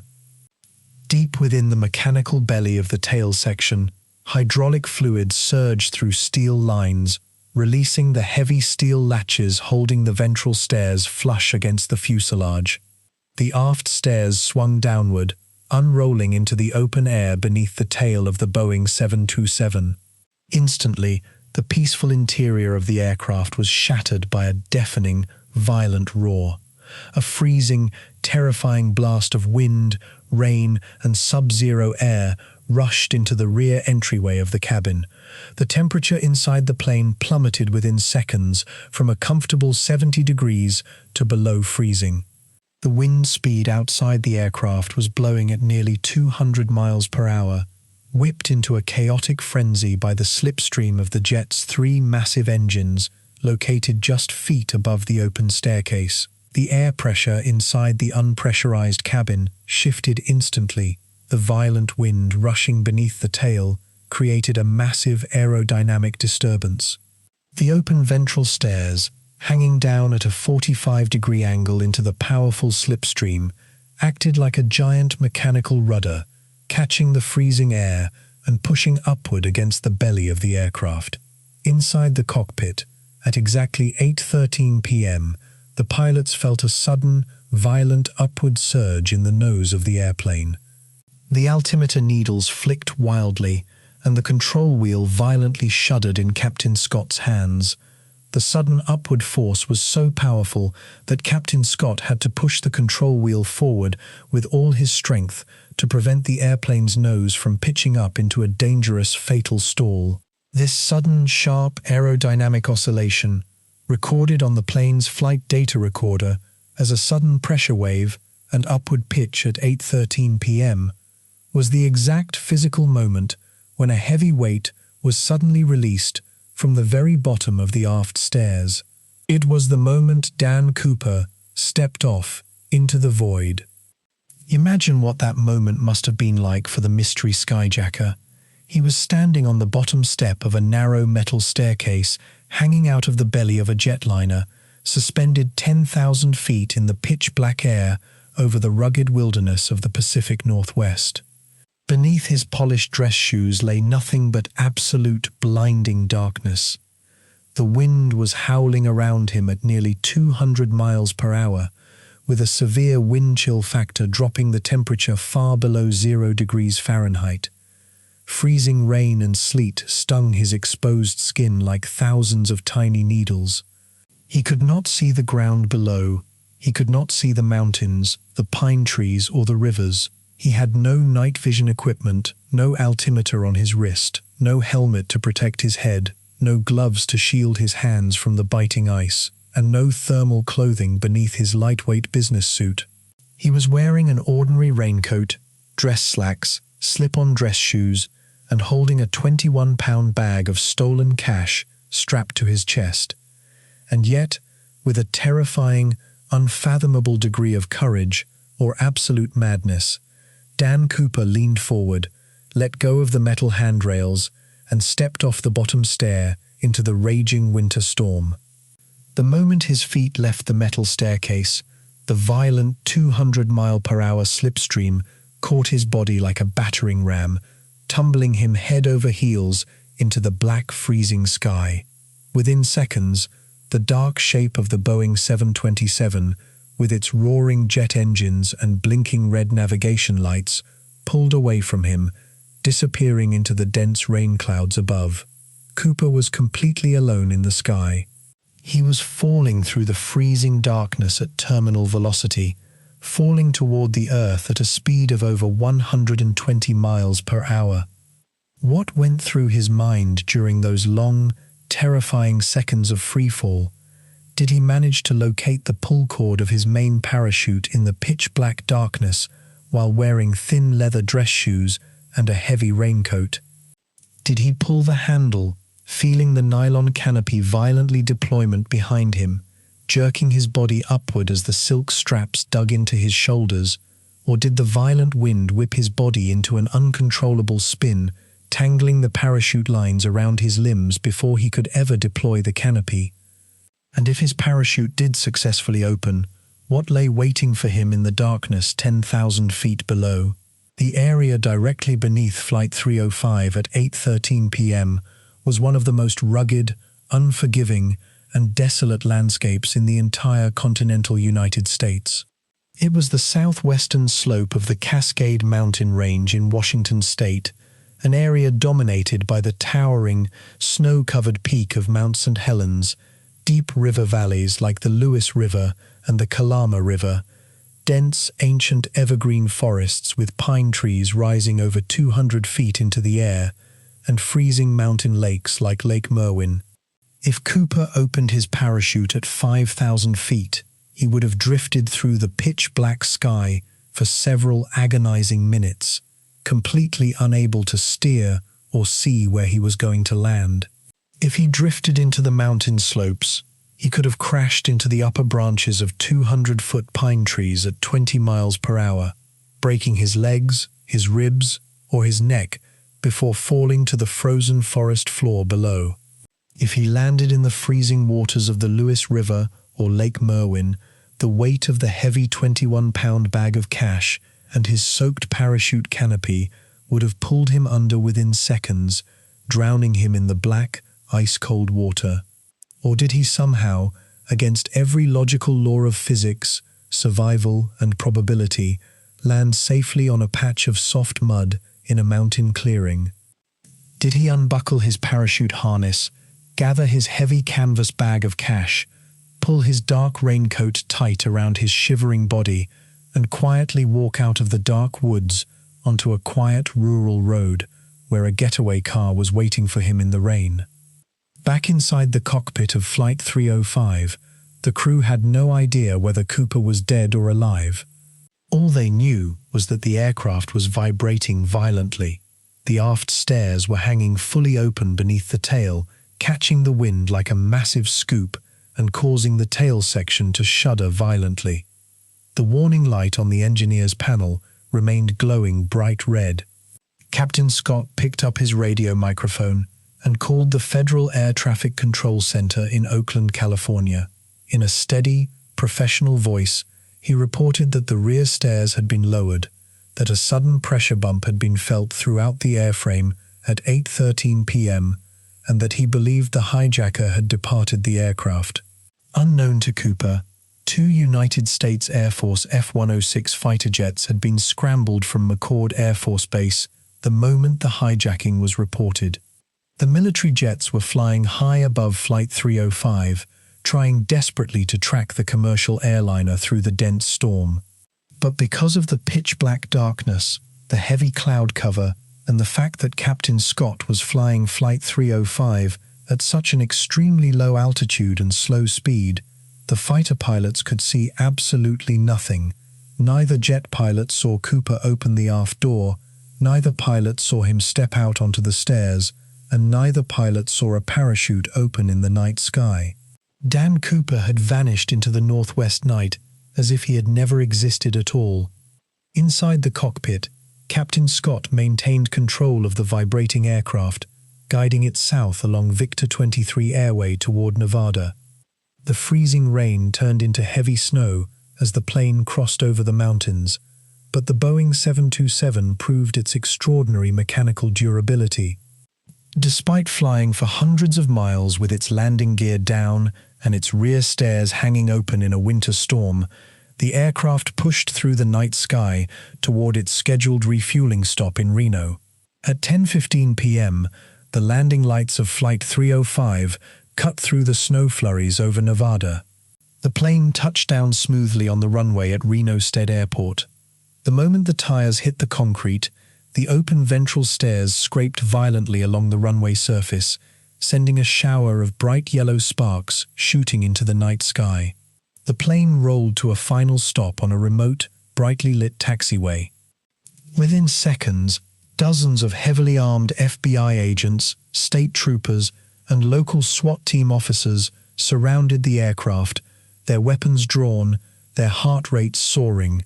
They had their rifles trained on the open rear stairs hanging beneath the tail. Dan Cooper," an agent shouted through a bullhorn, his voice echoing across the cold Nevada tarmac. "This is the FBI. Step out of the aircraft with your hands above your head." There was no answer. The only sound was the cold desert wind blowing through the open rear doorway of the empty airplane.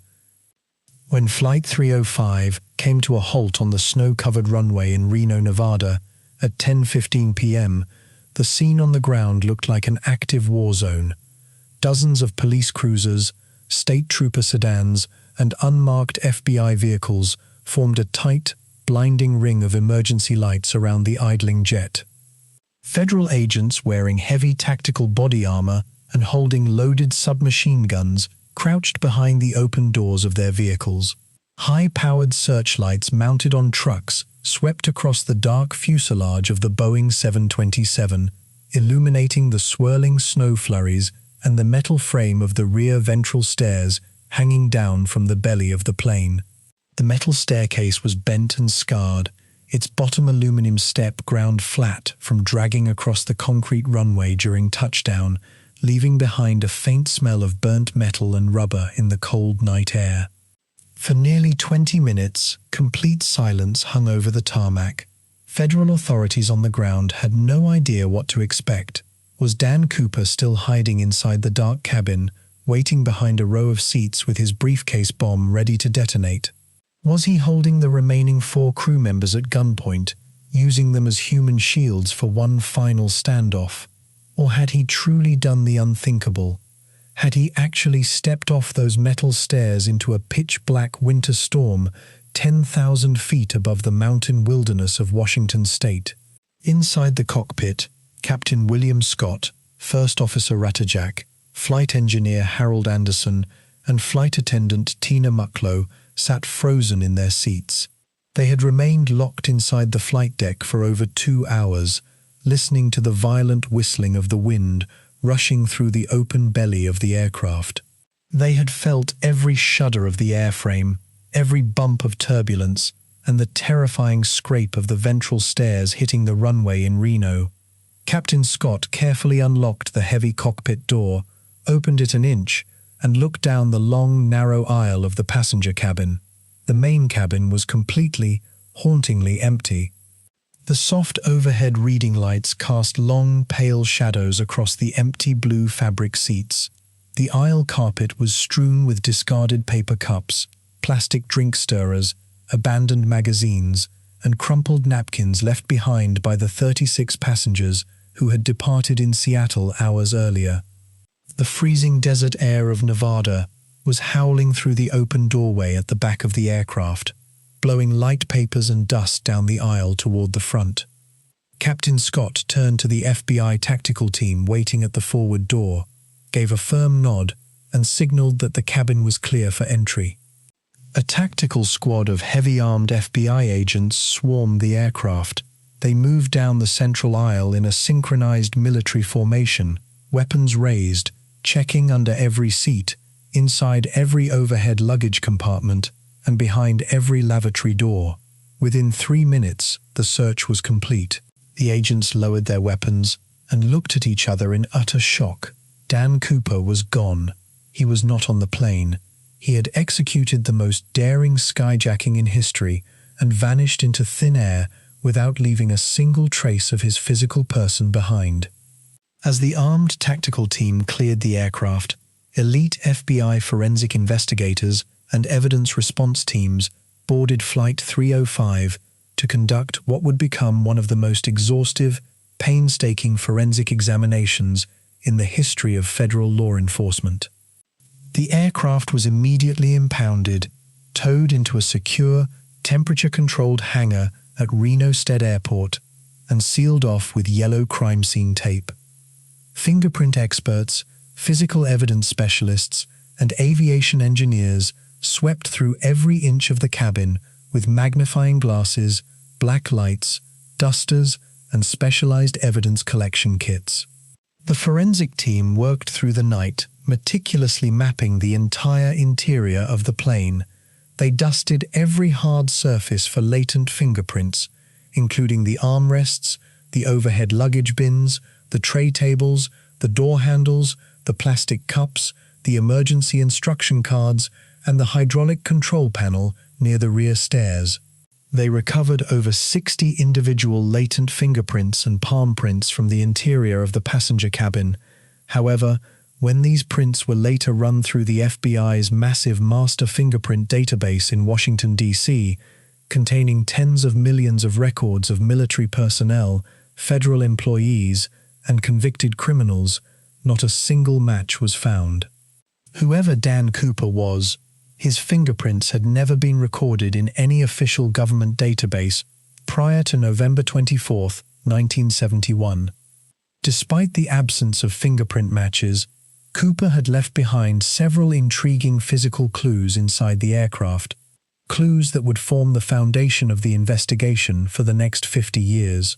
On the seat cushion of 18E, the exact window seat where Cooper had spent hours drinking bourbon and smoking cigarettes, investigators found his dark, clip-on necktie.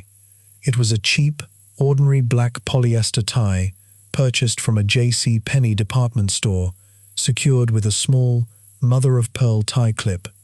Cooper had unclipped the tie and placed it neatly on the fabric of the seat before stepping onto the rear stairs.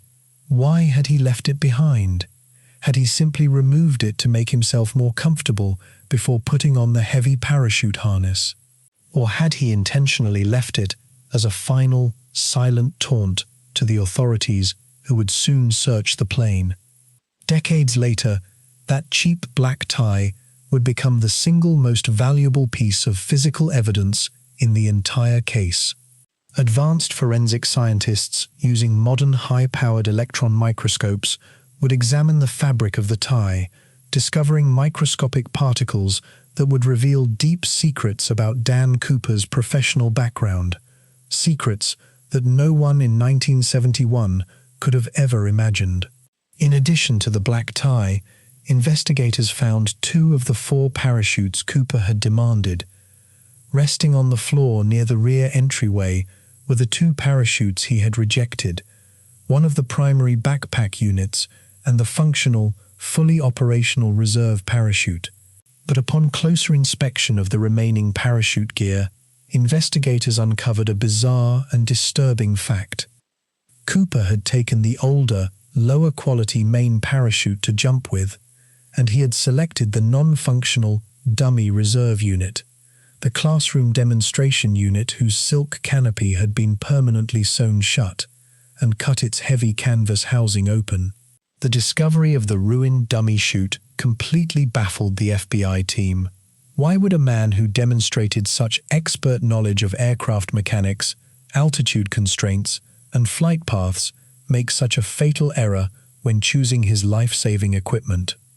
The cut straps from the dummy chute suggested that Cooper had used the durable nylon webbing to bind the heavy white canvas bank bag full of cash securely to his waist so it wouldn't slip out of his grip during freefall. But did he know the reserve parachute was non-functional when he took it, or did he jump into the freezing storm believing he had a working backup canopy strapped to his chest? Further inspection of the rear cabin revealed that Cooper had taken the heavy white canvas bank bag holding the $200,000 in $20 bills, along with the main parachute he had selected. However, he had left behind the brown leather briefcase that he had claimed held the 8 sticks of dynamite. When explosive ordnance disposal technicians carefully opened the briefcase inside the secure hangar, they found that it was completely empty, or rather, the bomb was no longer inside. Whether the bomb had been real dynamite or a sophisticated fake made of painted red wooden cylinders was never definitively proven, as Cooper had carried the briefcase's contents with him or thrown them out into the dark during his jump. There was one more critical piece of physical evidence left behind in the cabin, an item that could have solved the entire mystery 40 years later if not for a catastrophic law enforcement blunder. Investigators found 8 discarded cigarette butts in the small metal ashtray built into the armrest of seat 18E. Cooper had smoked Raleigh cigarettes throughout the flight, leaving his saliva and his complete, pure strand of deoxyribonucleic acid DNA on the paper filters of those 8 butts. The FBI evidence team carefully bagged the 8 cigarette butts, catalogued them, and stored them in an evidence locker at the FBI field office. But in the late 1970s and early 1980s, long before the invention of forensic DNA profiling, the significance of biological evidence was not fully understood. Sometime in the late 1990s, when modern DNA technology finally reached a level where a single drop of dried saliva could identify a suspect with absolute certainty, investigators went back to the master evidence locker to retrieve Dan Cooper's cigarette butts. To their absolute horror, the entire plastic bag containing the 8 cigarette butts had vanished. It had been misplaced, discarded, or lost during a routine evidence locker relocation years earlier. A piece of physical evidence that could have provided a definitive genetic match to any suspect on Earth was gone forever. While forensic teams in Reno were dusting the empty plane for prints, a massive emergency response was being organized at the FBI headquarters in Washington, D.C., under the direct supervision of Director J. Edgar Hoover. The case was formally assigned the official FBI case designation NORJAK, short for Northwest Hijacking. It was the beginning of what would become the largest, most expensive, and most complex manhunt in the history of American federal law enforcement. The immediate primary challenge facing the FBI was determining where Dan Cooper had landed. The jump had taken place somewhere between Seattle and Reno, a flight path covering hundreds of miles of extremely rough terrain. But by cross-referencing the plane's exact radar tracking logs, airspeed records, altitude data, and the precise moment the flight crew felt the sudden upward aerodynamic bump at 8:13 p.m., FBI analysts and Air Force navigational experts were able to narrow down the drop zone. The drop zone was pinpointed to a vast, rugged square of wilderness located in southwestern Washington state. The area was centered around the lower reaches of the Lewis River Basin, encompassing small mountain towns like Ariel, Amboy, and Yale, as well as the dense, unbroken evergreen forests surrounding the southern slopes of Mount St. Helens, Lake Merwin, and the jagged wilderness of Cowlitz and Clark counties. The physical environment of this drop zone in late November was utterly brutal. It was a landscape dominated by ancient, old-growth Douglas fir trees that rose over 200 feet into the air, creating a dense canopy that blocked out all sunlight. The forest floor was a chaotic maze of steep ravines, jagged basalt rock cliffs, deep muddy trenches, thick briar patches, and swift, ice-cold mountain rivers swollen by winter rain. To make matters infinitely worse, the weather conditions on the night of November 24th and the morning of November 25th were among the severe recorded in the region that decade. On Thanksgiving morning, November 25th, 1971, as families across America were sitting down to warm holiday meals, hundreds of federal agents, state troopers, National Guard soldiers, and Air Force search personnel were deployed into the freezing wilderness of southwestern Washington state. The search operation was massive in scale. Armored military vehicles crawled along muddy logging roads, while heavy dual-rotor helicopters hovered low over the tree canopy, using high-powered searchlights to scan the dense forest floor for any sign of a parachute canopy or torn white nylon. Hundreds of searchers moved on foot through the thick brush, walking shoulder to shoulder in long lines, using wooden walking sticks to probe deep into the mud, under fallen tree trunks, and into deep rock crevices. Search teams focused heavily on the shoreline of Lake Merwin, a large, deep artificial reservoir created by a hydroelectric dam along the Lewis River. Air Force search boats equipped with side-scan sonar swept the ice-cold waters of the lake, searching for the heavy shape of a sunken body or a submerged canvas bag. Local sheriff's deputies questioned residents in the tiny mountain communities of Ariel and Amboy, asking if anyone had seen a stranger walking along the dark rural roads in a soaking wet business suit on Thanksgiving night. Despite weeks of intense, grueling search efforts, involving over 1,000 personnel, federal agents found absolutely nothing. They did not find a torn piece of parachute nylon snagged on a pine branch. They did not find a single $20 bill lying in the mud. They did not find a dark leather briefcase, a pair of cheap sunglasses, or a pair of dress shoes abandoned in the woods. And most importantly, they did not find a human body. The complete absence of any physical evidence in the initial drop zone search created a fierce, ongoing debate within the FBI and among external survival experts, a debate that remains completely unresolved to this day. One camp of investigators, led by experienced military paratroopers and survival specialists, firmly believed that Dan Cooper could not possibly have survived his jump into the night. They pointed to the overwhelming mathematical and physical odds stacked against him. Cooper had jumped into a 200-mile-per-hour wind chill factor in sub-zero temperatures at 10,000 feet, wearing nothing more than a lightweight cotton shirt, a suit jacket, a raincoat, and slip-on dress shoes. He had no helmet, no cold-weather survival gear, no gloves, no flashlight, and no map. If he jumped into the darkness over the Cascades, he was falling blindly through the air toward a forest where 200-foot pine trees acted like millions of wooden spears pointing at the sky. If his parachute canopy opened, he could have been impaled on a high pine branch at 20 miles per hour, breaking his ribs or neck, suspended high above the ground, where he would have rapidly succumbed to severe hypothermia within hours. If he landed in the rushing 34-degree waters of the Lewis River or Lake Merwin, the weight of his soaked clothes and the heavy 21-pound bag of cash tied to his chest would have dragged him straight to the bottom, where his body would have been trapped under submerged logs and swept downriver into the Columbia River and out to the Pacific Ocean. No human being could have survived that drop, one veteran Air Force paratrooper told reporters during the search. Jumping into a mountain storm in the dark with no gear, no steering control, and no sight of the ground isn't a parachute jump, it's a suicide attempt. However, a second group of investigators and civilian sleuths saw the situation through a fundamentally different lens.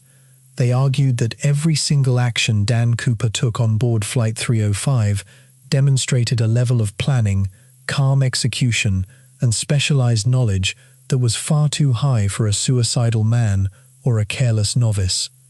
Cooper had specifically selected a Boeing 727 because he knew its unique rear ventral stairs could be safely lowered in mid-air, a detail that very few ordinary citizens or air passengers knew in 1971. He had specified the exact altitude, 10,000 feet, and airspeed, 150 knots, that would allow the rear stairs to remain stable without tearing off the aircraft frame.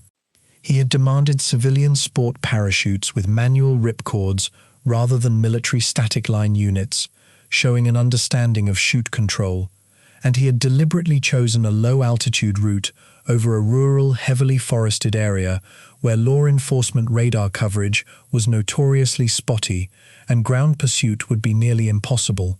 If Cooper was indeed an experienced paratrooper, a former military special operator, or a seasoned outdoor survivalist, he may have known precisely how to angle his body in freefall to minimize wind resistance, how to execute a safe landing in dense timber, and how to navigate through the dark forest floor to a pre-arranged landing zone where a vehicle or shelter was waiting.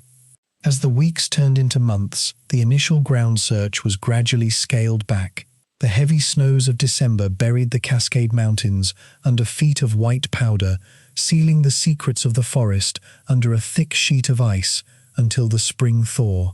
The physical aircraft, Boeing 727, tail number N467US, was thoroughly cleaned, re-equipped with fresh seat covers, and returned to commercial service by Northwest Orient Airlines, carrying ordinary passengers across the country for millions of miles before eventually being scrapped years later. In the offices of the FBI, the physical investigation turned from the frozen forests of Washington to the global financial system.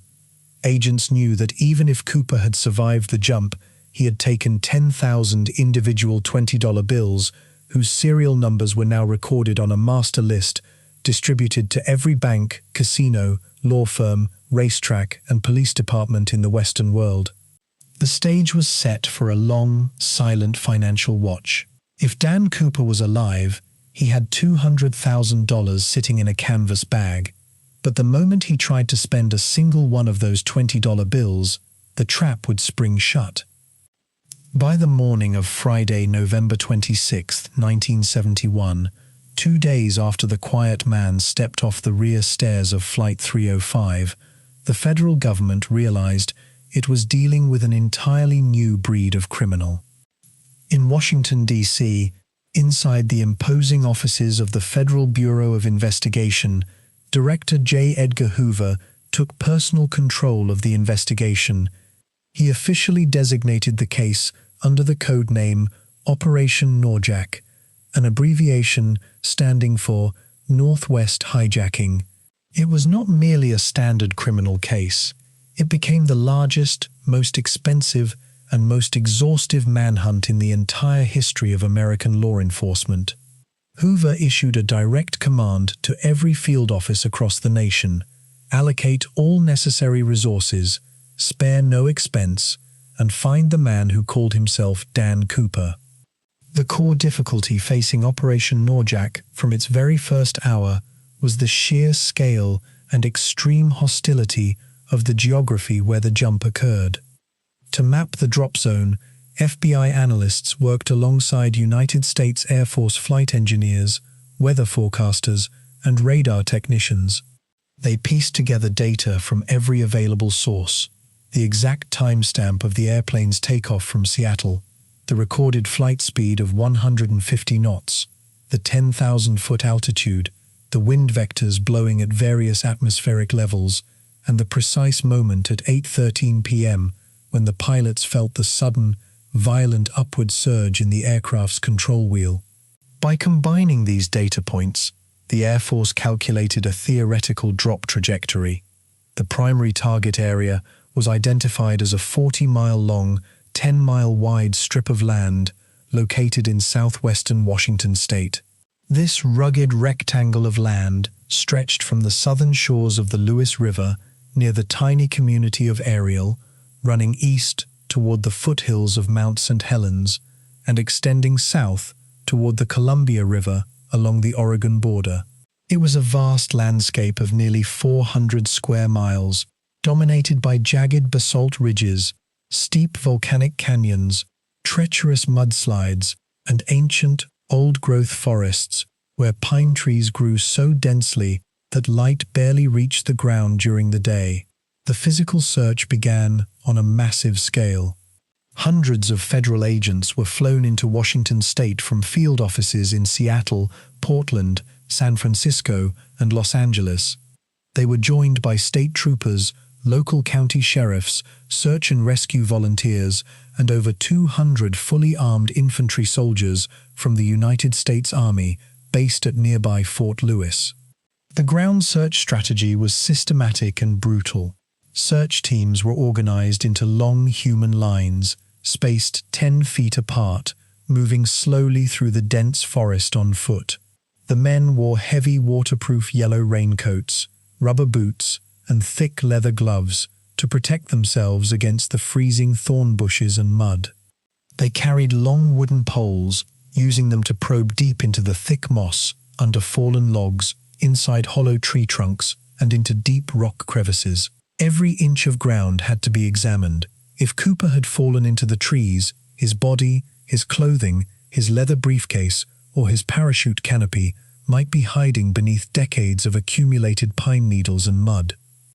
The physical conditions faced by the search teams were nightmarish. The winter storm that had battered Flight 305 on Wednesday night continued to pound southwestern Washington throughout the entire holiday weekend. Temperatures hovered barely above the freezing mark during the day and dropped into the 20s at night. Heavy, freezing rain turned into thick, blinding snow at higher elevations. Small mountain streams swelled into raging, muddy torrents capable of sweeping a grown man off his feet. Ground fog settled over the valleys, reducing visibility to less than 30 feet and making it almost impossible for searchers to keep their bearings without magnetic compasses. Searching that forest was like walking through a wall of wet green knives, one Army lieutenant who led a search squad later recalled. The mud was knee-deep in places. You couldn't see 10 feet ahead of you because of the pine branches and the mist. You could walk 3 feet away from a fully deployed white parachute and completely miss it because it was covered in fallen leaves and mud. It was the most unforgiving terrain I've ever set foot on. While ground teams battled the mud and cold on foot, the United States military launched a massive aerial search effort. Heavy dual-rotor CH-47 Chinook helicopters and sleek UH-1 Huey helicopters, equipped with high-powered searchlights, hovered low over the tree canopy, their rotor blades churning the freezing air. Air Force SR-71 reconnaissance aircraft and high-altitude spy planes flew over the drop zone, taking thousands of high-resolution infrared aerial photographs of the forest floor, attempting to detect any unusual heat signatures or geometric shapes that might indicate a parachute or human body lying under the trees. Additionally, specialized naval craft were brought in to search the water systems inside the drop zone. The Lewis River, the Kalama River, and Lake Merwin, a massive artificial reservoir created by a hydroelectric dam, were identified as primary risk areas. If Cooper had drifted just a few miles off course during his descent, he could easily have landed in the middle of Lake Merwin. The lake was over 200 feet deep in places, its waters ice-cold, dark, and filled with submerged trees and sharp rock formations. The United States Navy deployed specialized underwater search boats equipped with advanced side-scan sonar equipment to sweep the bottom of the reservoir. Professional military divers braved the freezing, zero-visibility waters, feeling their way along the muddy lake bed in search of a sunken body, a dark leather briefcase, or a canvas bank bag. They found discarded car frames, old logging equipment, and sunken trees, but they found no trace of Dan Cooper. While the physical search swept through the woods and waters of Washington state, a parallel intelligence operation was unfolding inside FBI field offices across the country. Agents began interviewing every person who had come into contact with Cooper on the day of the skyjacking. They spoke at length with ticket agents in Portland, flight attendants Florence Schaffner and Tina Mucklow, and the 4 cockpit crew members. From these detailed interviews, FBI forensic artists created the first official composite sketch of the skyjacker, a drawing that would soon become one of the most famous images in modern history. The sketch showed a man in his mid-40s with a stern, calm face, dark, slicked-back hair, a high forehead, a strong jawline, and wearing dark, thin-framed sunglasses over his eyes. Thousands of copies of this composite sketch were printed and distributed to post offices, police stations, train depots, airports, and newspapers across the globe, accompanied by a detailed physical description: male, Caucasian, 6 feet tall, 180 pounds, dark hair, wearing a dark suit, raincoat, and black clip-on tie. FBI profilers and behavioral scientists worked around the clock to analyze Cooper's personality and actions during the flight, trying to construct a psychological profile that could help narrow down who he really was. The profilers noted several distinct characteristics that set Cooper completely apart from ordinary criminals. First, Cooper possessed an extraordinary degree of emotional control and composure. Throughout the entire 5-hour ordeal, he never once raised his voice, never used profanity, never lost his temper, and never displayed physical signs of panic or extreme stress. Even when the ground refueling process in Seattle encountered severe delays, a situation that would have caused most hostage takers to fly into a rage, Cooper remained smooth, polite, and articulate. He checked his watch, delivered firm warnings, but maintained complete control over his emotions. This suggested a man who was either highly trained to operate under extreme psychological pressure, such as a military combat veteran, a covert intelligence agent, or a commercial pilot, or a man with a cold, sociopathic personality who felt no fear. Second, Cooper demonstrated a highly specialized, technical understanding of commercial aviation operations. He did not simply order the plane to fly to a distant location. He dictated precise mechanical configurations. He knew that the Boeing 727-100 was unique in its ability to safely lower its rear ventral stairs during flight. He knew that by keeping the flight altitude at 10,000 feet, the cabin would not need to be pressurized, allowing the rear door to be opened without causing explosive decompression. He knew the exact flap settings, 15 degrees, and airspeed, 150 knots, required to keep the heavy jetliner airborne without stalling while keeping the rear stairs stable. He even knew that McCord Air Force Base was located near Tacoma simply by looking at the ground lights out the window.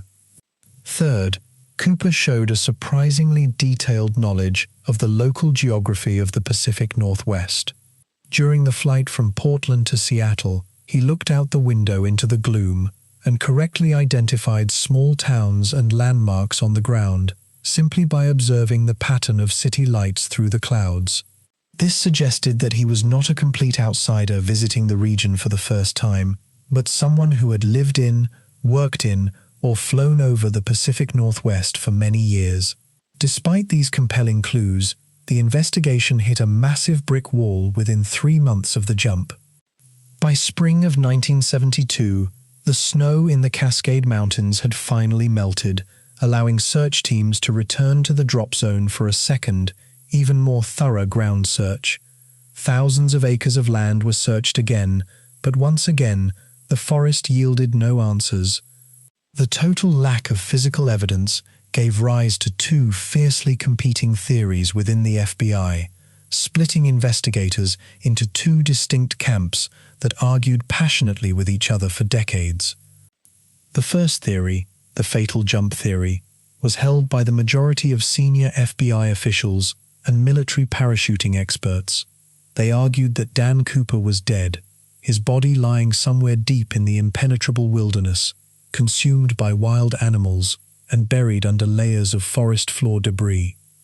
They based their conclusion on the overwhelming physical facts of the jump.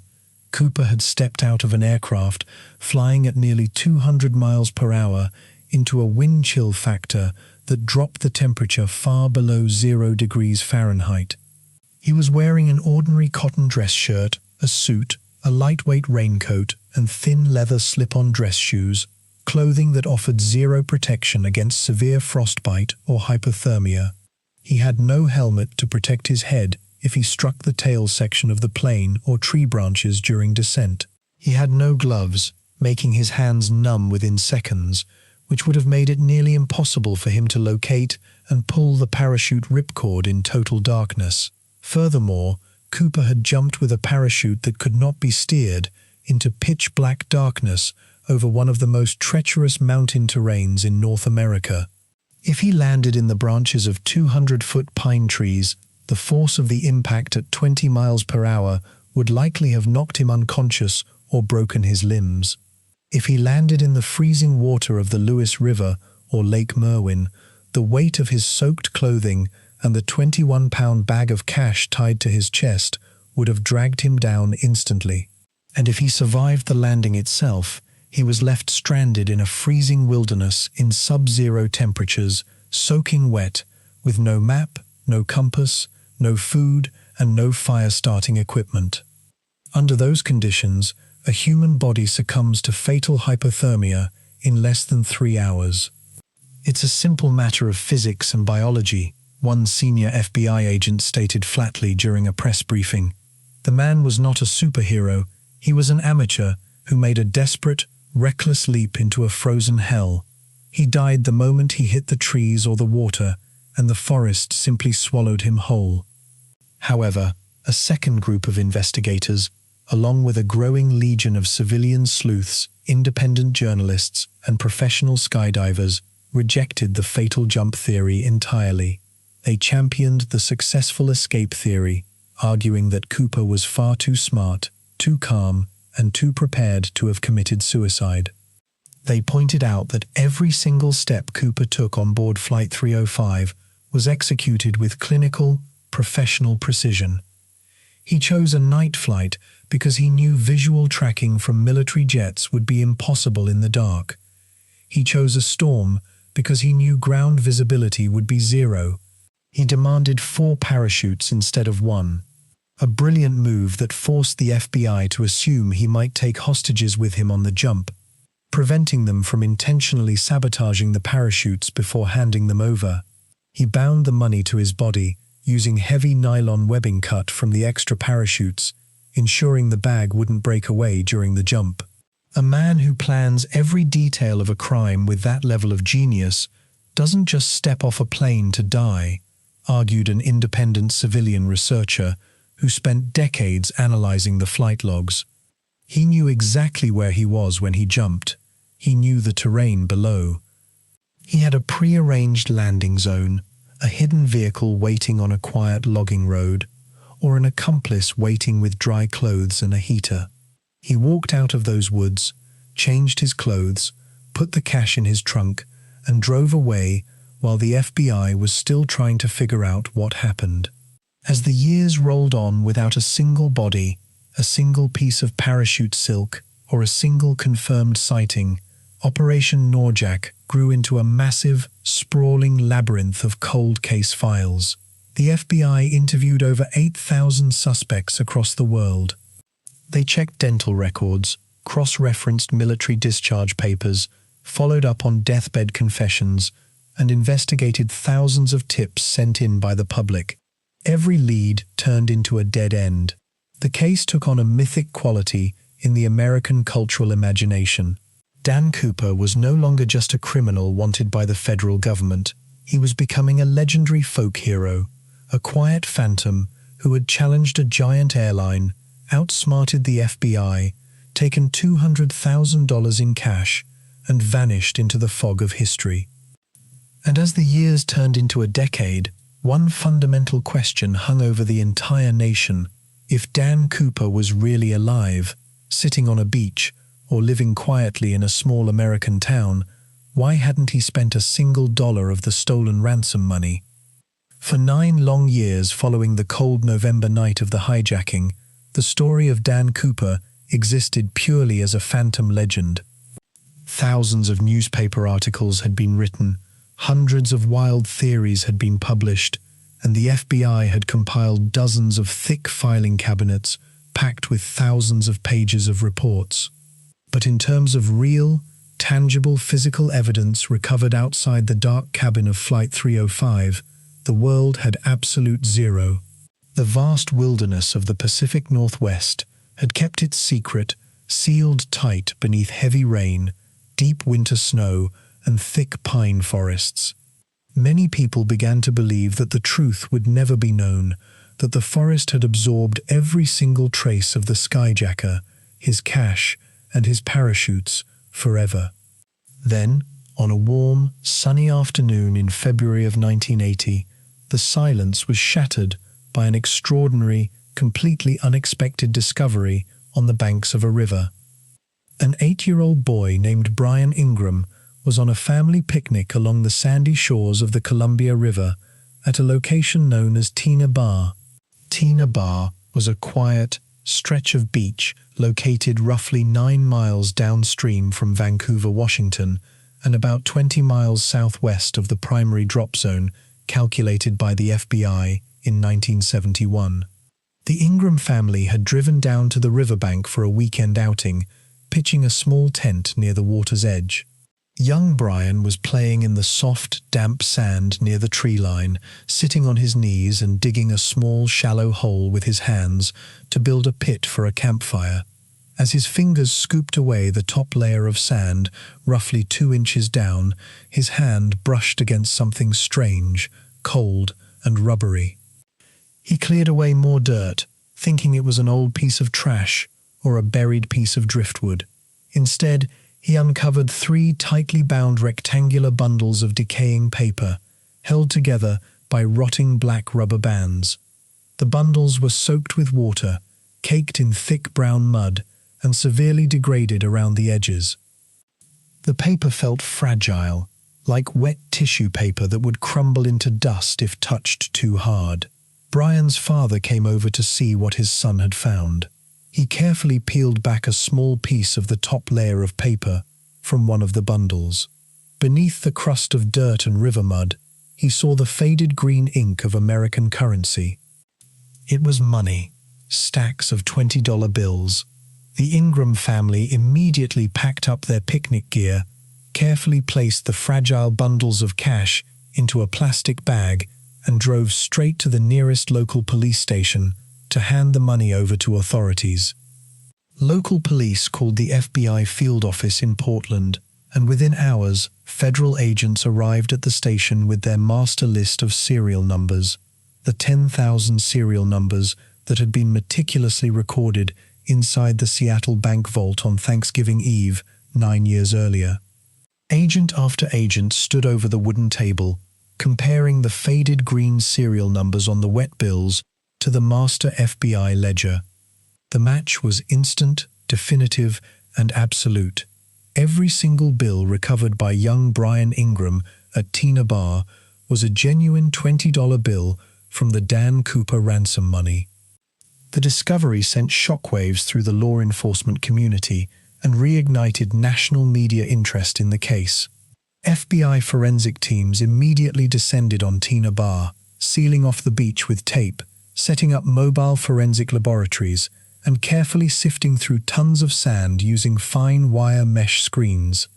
They excavated hundreds of square yards of riverbank, digging deep into the soil to see if more cash, a body, or a parachute lay buried nearby. In total, Brian Ingram had uncovered 3 distinct bundles of cash containing exactly $5,800 of the original $200,000 ransom. 2 of the bundles contained $120 bills each, while the third bundle held 99 bills, meaning a single $20 bill was missing from the stack. The remaining $194,200 of the ransom money was nowhere to be found. The physical condition of the recovered bills was analyzed by forensic scientists, geologists, and river hydrologists at FBI laboratories in Washington, D.C. What they discovered about those 3 bundles of cash raised far more mysterious questions than it answered, turning the case into an even deeper scientific puzzle. First, the rubber bands holding the bundles together were still partially intact, though severely brittle and degraded by age and exposure to moisture. Polymer scientists determined that the rubber bands had deteriorated at a rate consistent with being outdoors in a natural environment for several years, proving that the bundles had not been stored inside a sealed, waterproof safe or a clean room before being placed in the sand. Second, the edges of the bills were rounded and frayed, showing signs of severe physical abrasion caused by water currents, tumbling sand, and river gravel. This physical wear indicated that the cash had been transported through a body of moving water before settling on the beach at Tina Bar. Third, and most astonishingly, microscopic analysis of the mud and sand crusted onto the bills revealed the presence of ancient, microscopic single-celled algae known as diatoms. Geologists examining the diatoms under high-powered electron microscopes made a crucial, game-changing discovery. The specific species of diatoms found attached to the paper currency were seasonal organisms that only bloom in the waters of the Pacific Northwest during the late spring months, specifically during May and June. This single scientific fact blew a massive hole in the original FBI timeline. Dan Cooper had jumped from Flight 305 on November 24, 1971, in the middle of winter, when those specific diatoms were completely dormant in the river systems. If the cash had fallen directly into the river on the night of the jump, The bills could not possibly have had spring-blooming diatoms embedded deep within their paper fibers. This meant that the 3 bundles of cash could not have landed at Tina Bar on the night of November 24, 1971. The money had arrived in the water months, or perhaps even years, after the skyjacking took place. How did 3 bundles of ransom money end up buried 2 inches deep in the sand at Tina Bar years after the crime?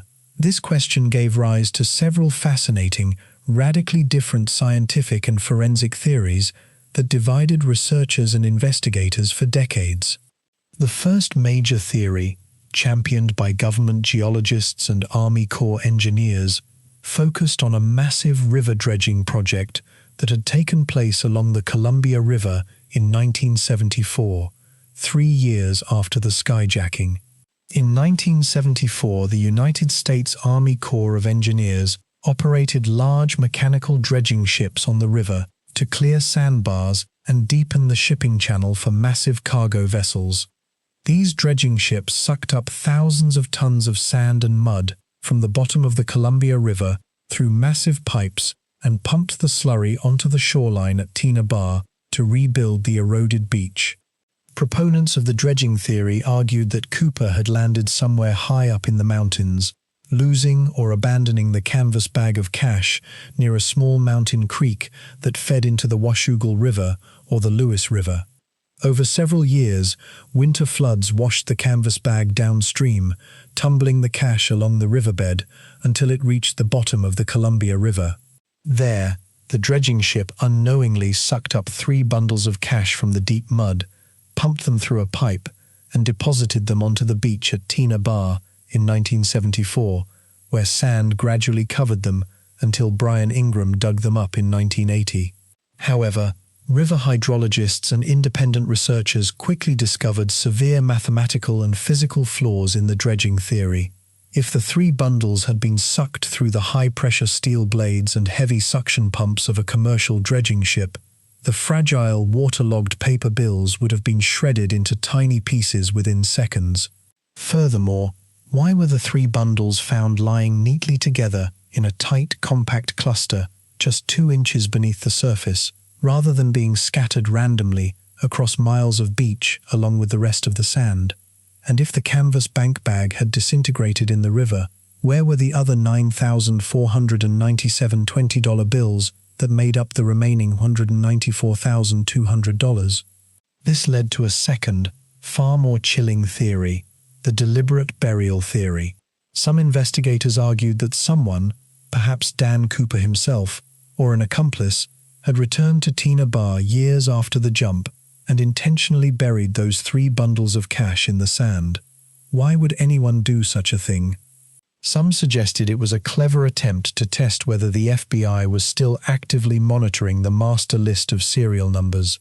By leaving a small portion of the money in a place where it would eventually be found, Cooper could observe law enforcement's reaction and determine if it was safe to start spending the remaining cash. Others suggested that Cooper had been severely injured during his jump, lost the bag near the beach, or was forced to bury a portion of the ransom to lighten his load while escaping through the cold night.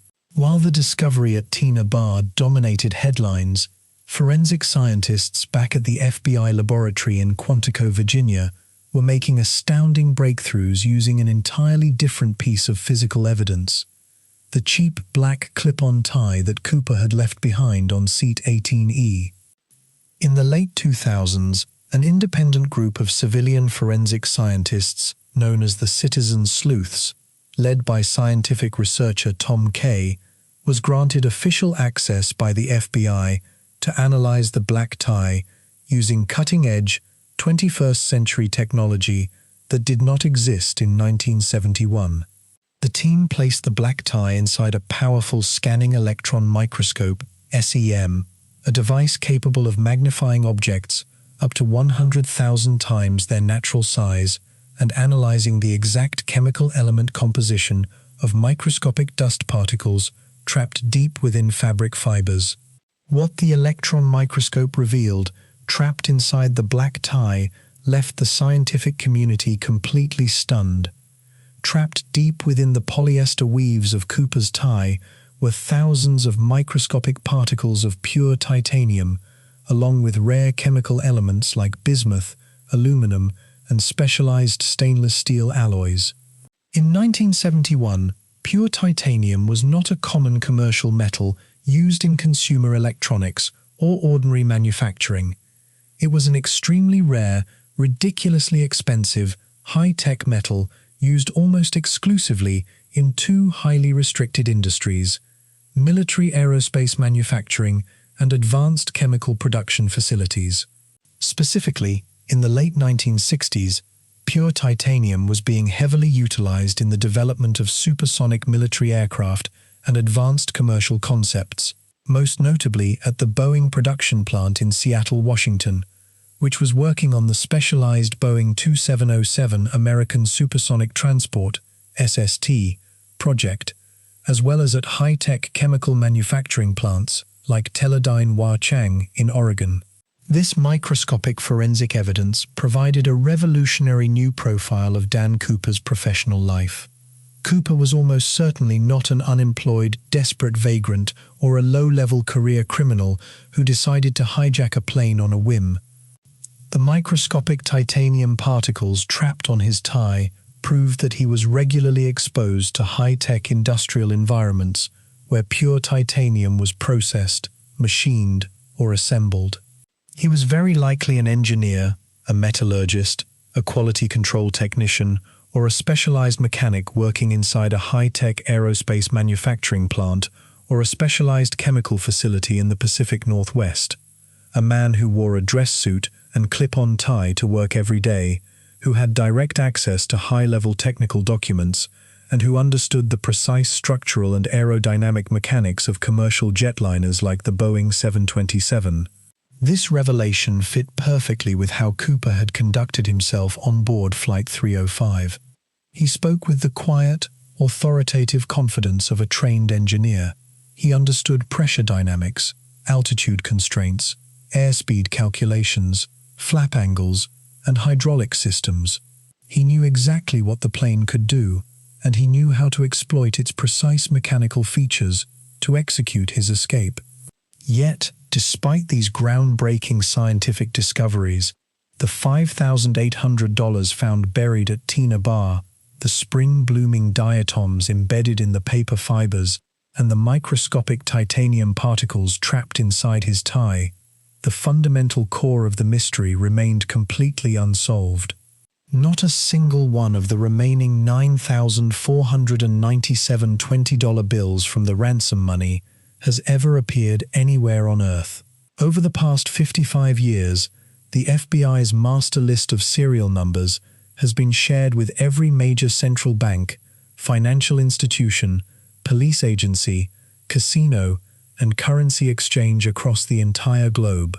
Millions of $20 bills passing through Federal Reserve banks have been run through high-speed automated optical scanning machines programmed to flag any matching Cooper serial number instantly. Not a single bill has ever been flagged. Not in New York, not in London, not in Tokyo, not in Mexico City, and not in any small town in America.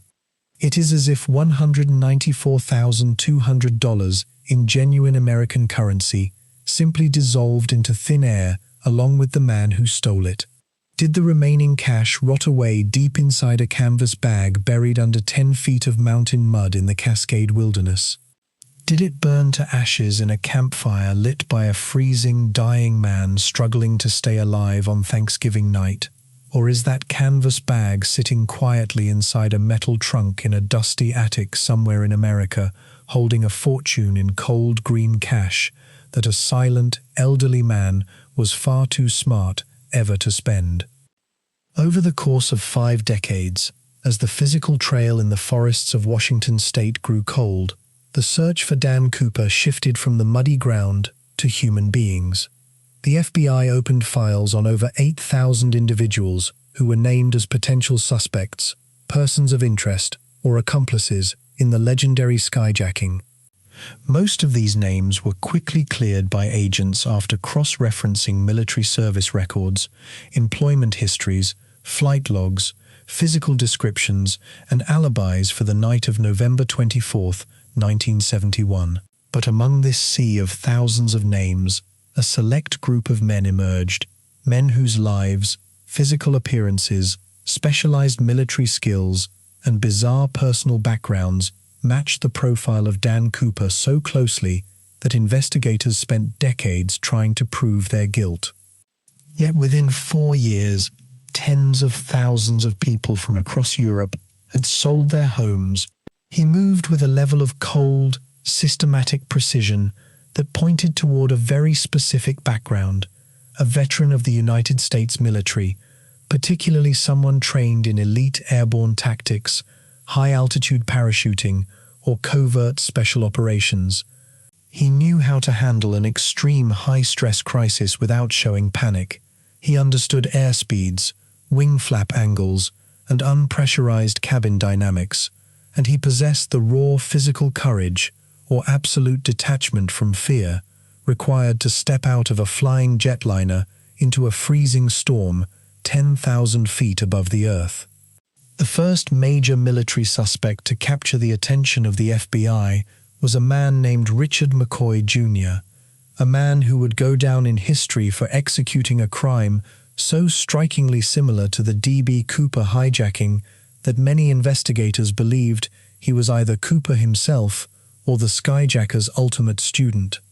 Richard McCoy Jr. was a decorated United States Army veteran who had served 2 heroic combat tours as a helicopter pilot and demolition expert during the Vietnam War. He was a master skydiver, a skilled pilot, a family man with a wife and 2 young children, and a devout Sunday school teacher living in Provo, Utah. He was also studying law enforcement at Brigham Young University. To anyone looking at his public life, McCoy was a pillar of his community, an honorable patriot, and a brave soldier. But beneath that polished surface lay a man who was deeply broke, drowning in financial debt, and possessing a dangerous, thrill-seeking mind. On April 7, 1972, exactly 4 months and 14 days after the Dan Cooper skyjacking, Richard McCoy boarded United Airlines Flight 855, a Boeing 727 flying from Newark, New Jersey to Los Angeles, California. During a scheduled layover in Denver, Colorado, McCoy pulled out a hand grenade and an empty pistol, handed a note to a flight attendant, and declared that he was hijacking the aircraft. His demands were almost an exact carbon copy of Dan Cooper's demands, but scaled up for inflation, he demanded $500,000 in cash, 4 parachutes, and a full tank of jet fuel. McCoy ordered the flight crew to fly the Boeing 727 at a low altitude of 10,000 feet, at a slow airspeed, with the cabin unpressurized. Once the plane was flying through the night sky over the desert mountains of Utah, McCoy walked to the rear of the cabin, manually lowered the aft ventral stairs, the exact same retractable stairs used by Cooper, and jumped out into the darkness with a heavy bag containing $500,000 strapped to his body. It was a brilliant, near-flawless execution of the Cooper blueprint. But McCoy made one fatal mistake that Dan Cooper never made. He left a handwritten note on board the aircraft, along with a magazine containing his latent fingerprints. Within 2 days, the FBI identified McCoy through his fingerprints and handwriting samples. Federal agents raided his home in Provo, Utah, finding $499,970 of the ransom cash hidden inside a bag in his garage, along with his skydiving rig and his jumpsuit. McCoy was arrested, put on trial, found guilty of skyjacking, and sentenced to 45 years in federal prison. While sitting in his cell, FBI agents repeatedly questioned McCoy, asking him a simple question: "Are you Dan Cooper?" McCoy would never give a straight answer. Whenever agents asked him if he was the man who jumped over Washington State in 1971, McCoy would smile, lean back in his chair, and say, "I'm not going to tell you yes or no. You're the FBI. If you think I'm Cooper, prove it." The physical resemblance between McCoy and the Cooper composite sketch was startling. He had the same strong jawline, the same hairline, and the exact same physical build. Furthermore, McCoy possessed the precise military demolition background required to assemble a realistic-looking briefcase bomb with red cylinders and wires. However, as FBI agents dug deeper into McCoy's life on Thanksgiving Eve 1971, they hit major, insurmountable obstacles. On November 24, 1971, McCoy was recorded as being in Utah with his family, celebrating Thanksgiving dinner with relatives who swore under oath that he was present at the dinner table. Furthermore, the flight attendants from Flight 305, including Tina Mucklow and Florence Schaffner, were shown photographs and video footage of Richard McCoy. Both women independently looked at his face and firmly stated that he was not the man who sat in seat 18E. They noted that McCoy had distinct, bright ear features and a different vocal cadence than Cooper. McCoy's story took an even more dramatic turn in August 1974, when he used a fake gun made out of carved soap to break out of a maximum security federal penitentiary in Pennsylvania, alongside 3 other inmates. 3 months later, FBI agents cornered McCoy at a safe house in Virginia. A violent, terrifying gunfight erupted on the front porch. McCoy pulled a handgun and fired at the agents, and an FBI agent returned fire with a shotgun, killing McCoy instantly at the age of 33. He took his secrets to the grave, leaving behind a fierce debate that continues among skyjacking historians. Was Richard McCoy Jr. really Dan Cooper, or was he simply a brilliant military copycat who perfected another man's idea? While Richard McCoy represented the tactical skydiving veteran, a second military suspect emerged years later who matched a completely different, far darker side of the Cooper profile, a man named Robert W. Rackstraw. Robert Rackstraw was a disgraced former Army helicopter pilot, a Special Forces operator, and a master covert intelligence operative who served in the Vietnam War. Rackstraw was a man of extraordinary, near-genius intelligence, possessing extensive military training in explosives, parachuting, high-altitude tactical drops, aviation mechanics, and psychological warfare. He was also a deeply troubled, dangerous individual with a long criminal history that included grand theft, aircraft theft, check fraud, and forged military credentials. Rackstraw's connection to the Cooper case first surfaced in the late 1970s when FBI agents noticed striking similarities between his military profile and the skyjacker's methods. Rackstraw had served in the Army's 1st Cavalry Division, where he was trained in parachute operations and covert helicopter assaults. He knew how to fly both fixed-wing aircraft and helicopters, and he had extensive experience working with high-tech aviation equipment. In 1977, Rackstraw was arrested after being discharged from the military under dishonorable conditions for lying about his credentials and stealing military equipment. When investigators looked closely at his physical appearance from 1971, his face was almost an exact match for the official FBI composite sketch of Dan Cooper, right down to the dark, piercing eyes, the sharp noseline, and the slicked-back dark hair. When journalists and federal investigators confronted Rackstraw about the Cooper hijacking, he played a complex, brilliant psychological game with the media for decades. Much like McCoy, Rackstraw never flatly denied being Cooper. Instead, he dropped cryptic hints, gave sarcastic interviews, and teased investigators, using his intelligence background to keep his name in the headlines without ever admitting guilt on camera. In 2016, an independent investigative team, led by documentary filmmaker Thomas Colbert, published a groundbreaking book and film detailing a massive, multi-year investigation into Robert Rackstraw. Yet within 4 years, tens of thousands of people from across Europe had sold their homes and had been sent to major newspapers, including the Seattle-Times and the Los Angeles Times, shortly after the 1971 skyjacking, signed by someone claiming to be D.B. Cooper. Colbert brought in former military codebreakers and intelligence analysts to decode mysterious sequences of numbers and letters hidden within the margins of those 1971 letters. The codebreakers discovered that when processed through specialized military encryption keys used by Army Special Forces during the Vietnam War, the hidden codes spelled out a shocking phrase, "This is Rackstraw," and revealed Rackstraw's specific Army unit identification numbers. Despite these incredible cryptographic discoveries, the FBI officially remained skeptical. Federal prosecutors pointed out that hidden codes in old letters were not admissible as physical evidence in a court of law.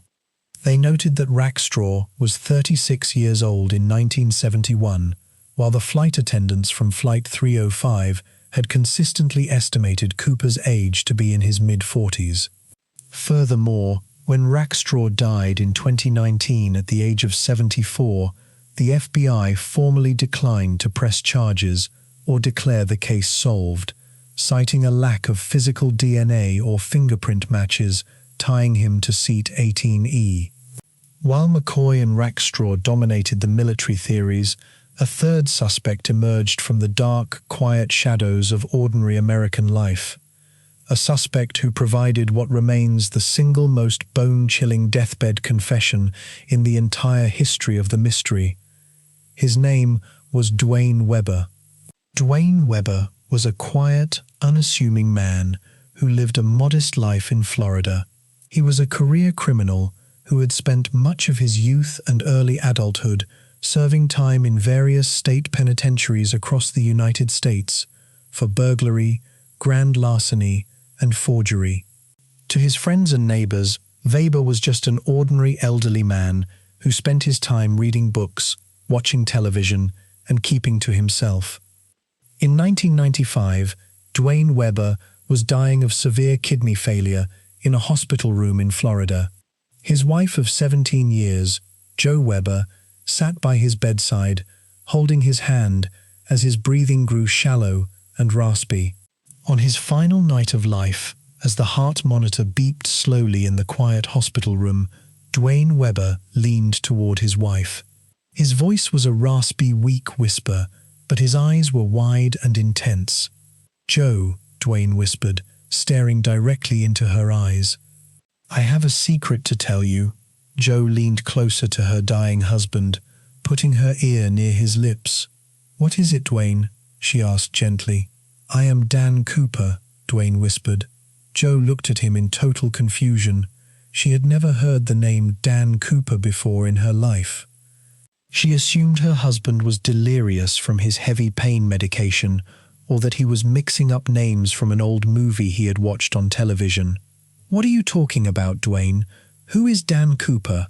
Dwayne shook his head weakly, a look of profound frustration crossing his face. "The plane," he whispered raspily. "The plane in Seattle. Forget it." A few hours later, Dwayne Webber passed away, taking his secret into the dark. For months after her husband's death, Jo Webber could not get those final chilling words out of her head. She went to the local library, sat down at a microfiche machine, and searched for the name Dan Cooper. When the newspaper archives popped up on the screen, detailing the story of the 1971 skyjacking of Flight 305, Jo felt her breath catch in her throat. As she read through the articles, a series of strange, unsettling memories from her 17-year marriage to Dwayne began to snap together like pieces of a terrifying puzzle. First, she remembered a night in 1979 when Dwayne was sleeping in their bed. He had suffered a terrifying nightmare, thrashing wildly under the sheets, sweating profusely, and screaming in his sleep. The fingerprint on the aft stairs. "I left my prints on the stairs." When she woke him up to comfort him, he flew into a rage, warning her never to ask him about his dreams again. Second, Jo remembered an unexplainable road trip they had taken together in the summer of 1979. Dwayne had insisted on driving thousands of miles across the country from Florida to the Pacific Northwest. He drove her directly to the banks of the Columbia River, specifically to the exact area near Tina Bar where Brian Ingram would uncover the buried $5,800 in ransom money just a few months later.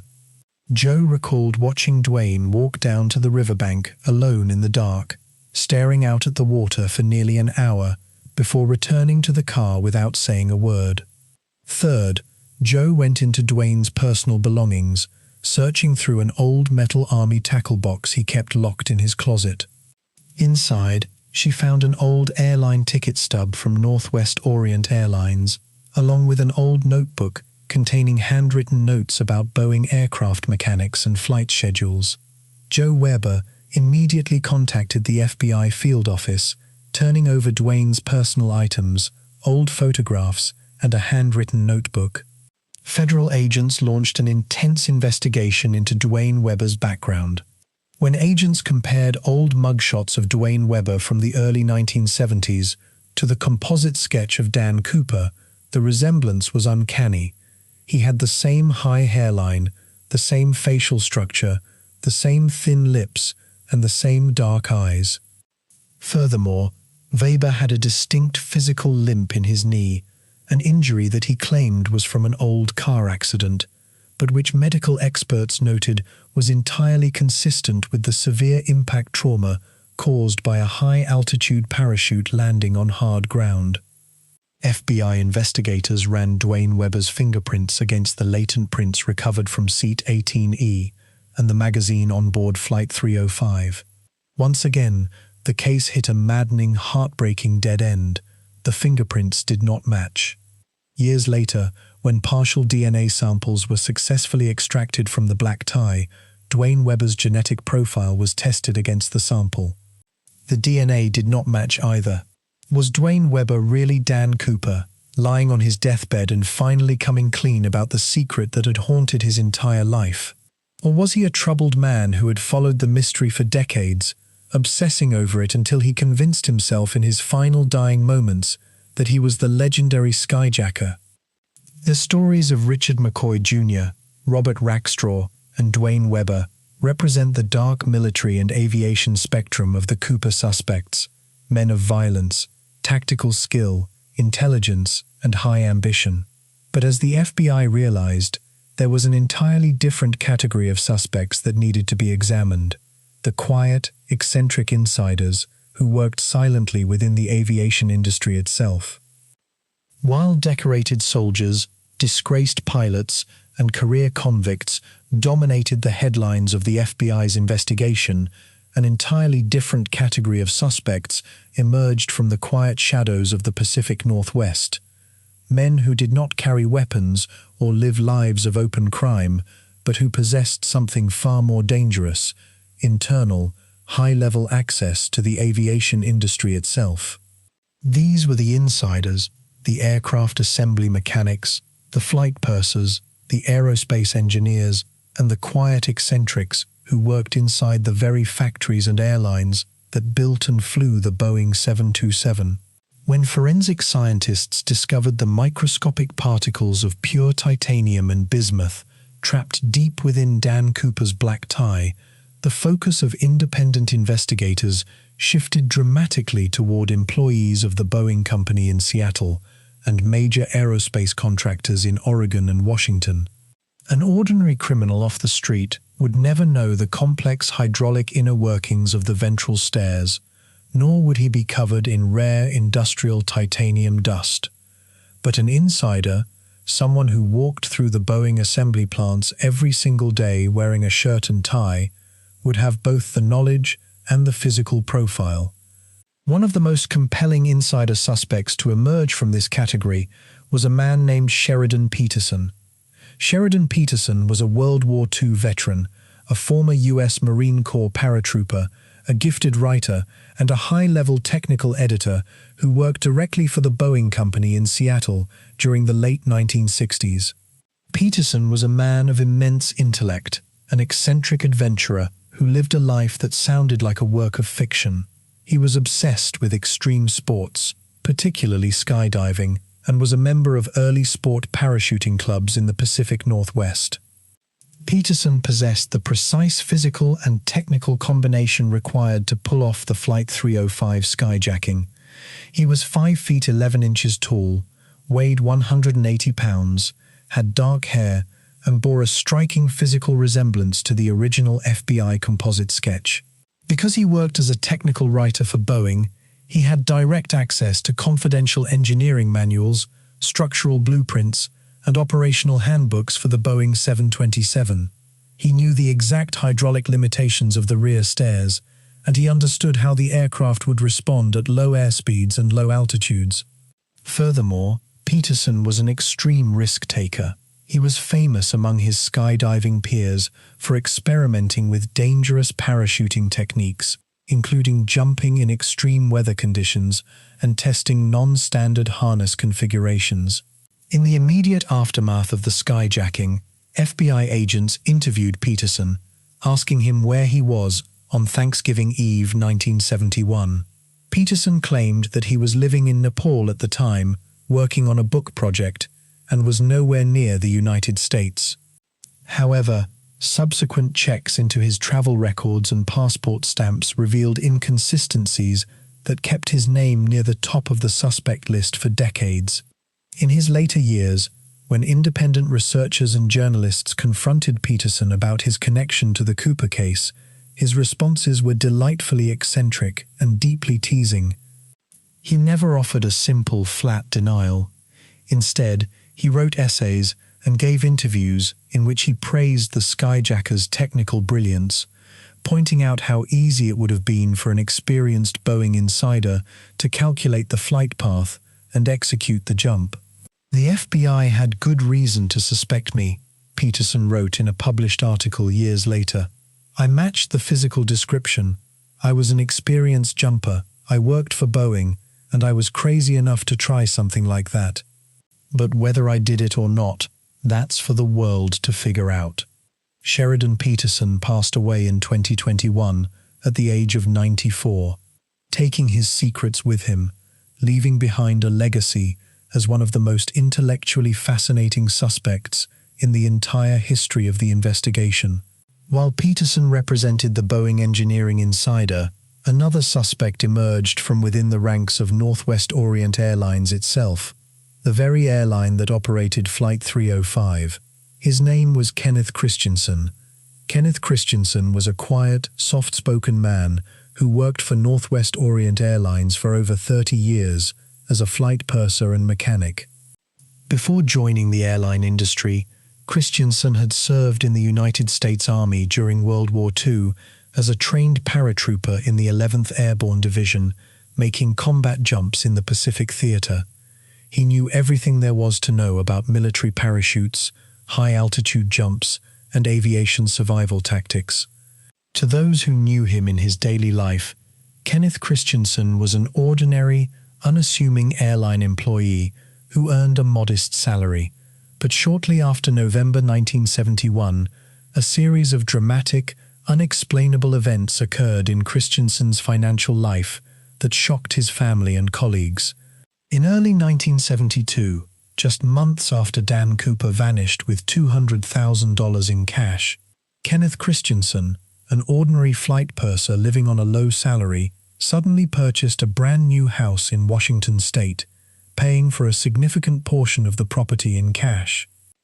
He also bought a second property, purchased a luxury vehicle, and began making large, unexplained cash payments to family members. When relatives asked him where he had gotten such a sudden windfall of money, Christensen gave vague, contradictory answers, claiming he had made smart investments in real estate or won money in private gambling games. The physical description of Kenneth Christensen was remarkably close to the man in seat 18E. He was in his mid-40s in 1971, had dark hair that was thinning at the temples, wore dark glasses, and had a soft, polite, well-mannered speaking voice that matched the descriptions given by flight attendants Tina Mucklow and Florence Schaffner. Furthermore, as a flight purser for Northwest Orient, Christensen was intimately familiar with the exact routes flown by Flight 305, the layout of the Boeing 727 cabin, the personalities of the flight crews, and the specific security weaknesses of the airline's ticket counters. The theory connecting Christensen to the Cooper crime was championed by an independent investigator named Lyle Christensen, Kenneth's own brother. Lyle Christensen had watched his brother live a quiet life for decades. In 1994, as Kenneth lay dying of cancer in a hospital bed, he called his brother Lyle to his side. Holding his brother's hand, Kenneth looked up with tears in his eyes and whispered a haunting final sentence. "Lyle, there is something you should know about me, but I can't tell you."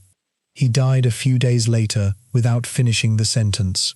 Lyle spent years investigating his late brother's past.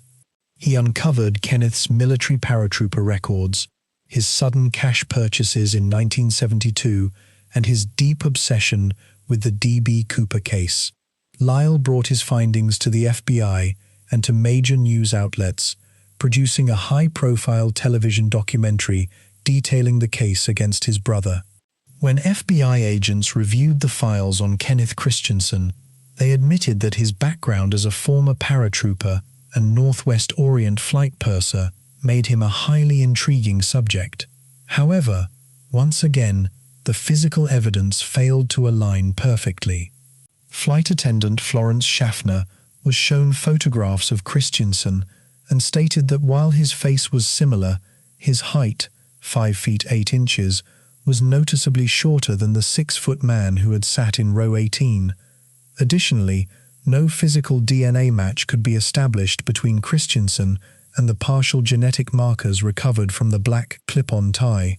While Boeing mechanics and airline pursers represented the professional insider theories, an entirely different, deeply personal story emerged from a small town in Oregon, a story that brought the search for Dan Cooper directly into the heart of an ordinary American family. In 2011, a woman named Marla Cooper came forward to the FBI and the national media with a terrifying, deeply vivid childhood memory that would ignite one of the most intense media storms in modern history. Marla Cooper revealed that in late November 1971, when she was an 8-year-old girl, she was staying at her grandmother's house in Oregon for the Thanksgiving holiday weekend. She recalled 2 of her uncles, L.D. Cooper and Dewey Cooper, arriving at the house late on the night before Thanksgiving. Marla distinctly remembered her uncles standing in the hallway, speaking in hushed, nervous whispers about something extraordinary.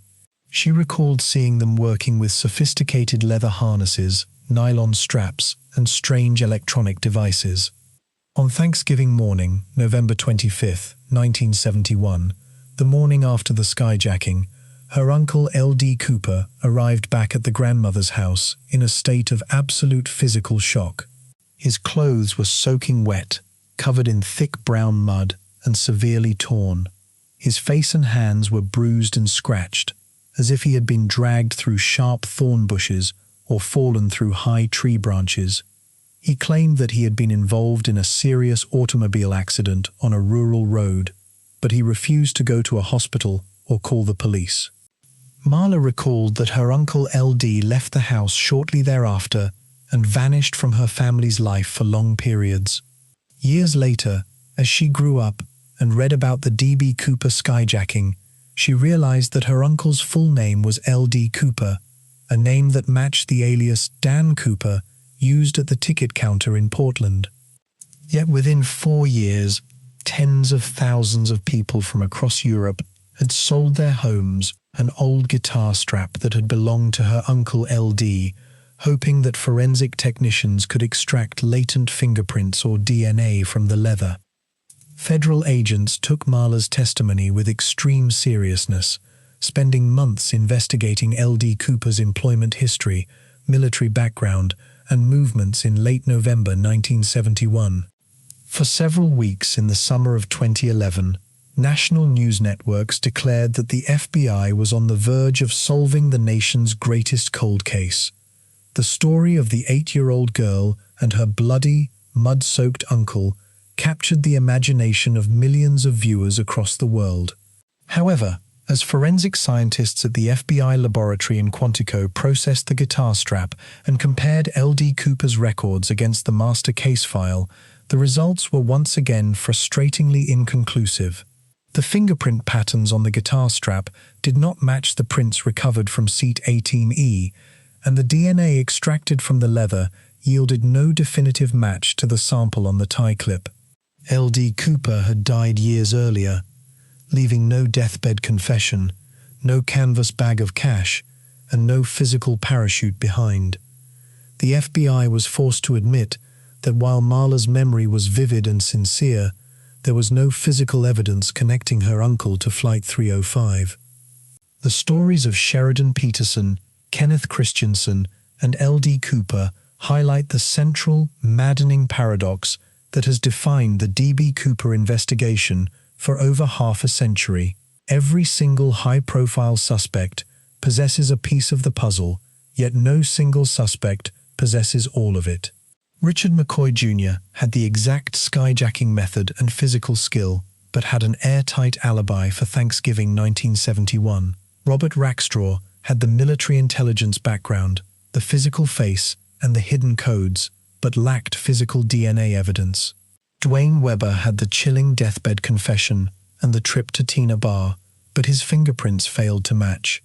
Sheridan Peterson had the Boeing technical access and the extreme parachuting background, but had no cash or physical proof tying him to the aircraft.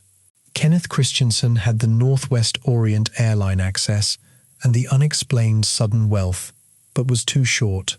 L.D. Cooper had the name, the bloody appearance on Thanksgiving morning, and the family testimony, but left no genetic trail behind. When FBI profilers step back and look at this parade of suspects, they are forced to confront a fascinating psychological question. Was Dan Cooper a genius criminal who crafted a plan so perfect that no law enforcement agency could ever catch him? Or was he an ordinary desperate man who got extremely lucky, jumped into a freezing forest, died in the mud, and had his identity swallowed by the earth? If Cooper survived the jump, he accomplished something that no other criminal in American history has ever achieved. He executed a high-profile federal crime, extorted $200,000 from a major corporation, forced the FBI to mobilize its entire workforce, and then lived out the rest of his natural life in absolute, perfect anonymity. He didn't brag to his friends at a bar. He didn't write a tell-all book for money. He didn't spend the recorded $20 bills at a casino or a bank. He simply put on his clothes, walked out into the world, and became an ordinary neighbor, an ordinary co-worker, or an ordinary grandfather sitting on a porch, carrying the greatest secret in modern history to his grave. And if he died in that freezing forest on Thanksgiving night, his legacy is even more extraordinary. He became a ghost whose physical body was never found, whose cash vanished into the mud, and whose memory transformed a terrifying crime into one of the most beloved, enduring folk legends in modern history. Yet within 4 years, tens of thousands of people from across Europe had sold their homes. In the eyes of the law, he was a federal felon, a hostage-taker, and an extortionist who had threatened to blow up a commercial airliner filled with innocent people. But in the eyes of the American public, and eventually the world, he underwent a strange, fascinating transformation. Dan Cooper was no longer viewed as a dangerous criminal. He became a mythical folk hero, a modern-day Robin Hood, and a symbol of ultimate freedom who had pulled off the impossible, taken a fortune from a giant corporation, outsmarted the entire federal government, and vanished into thin air without ever shedding a single drop of human blood.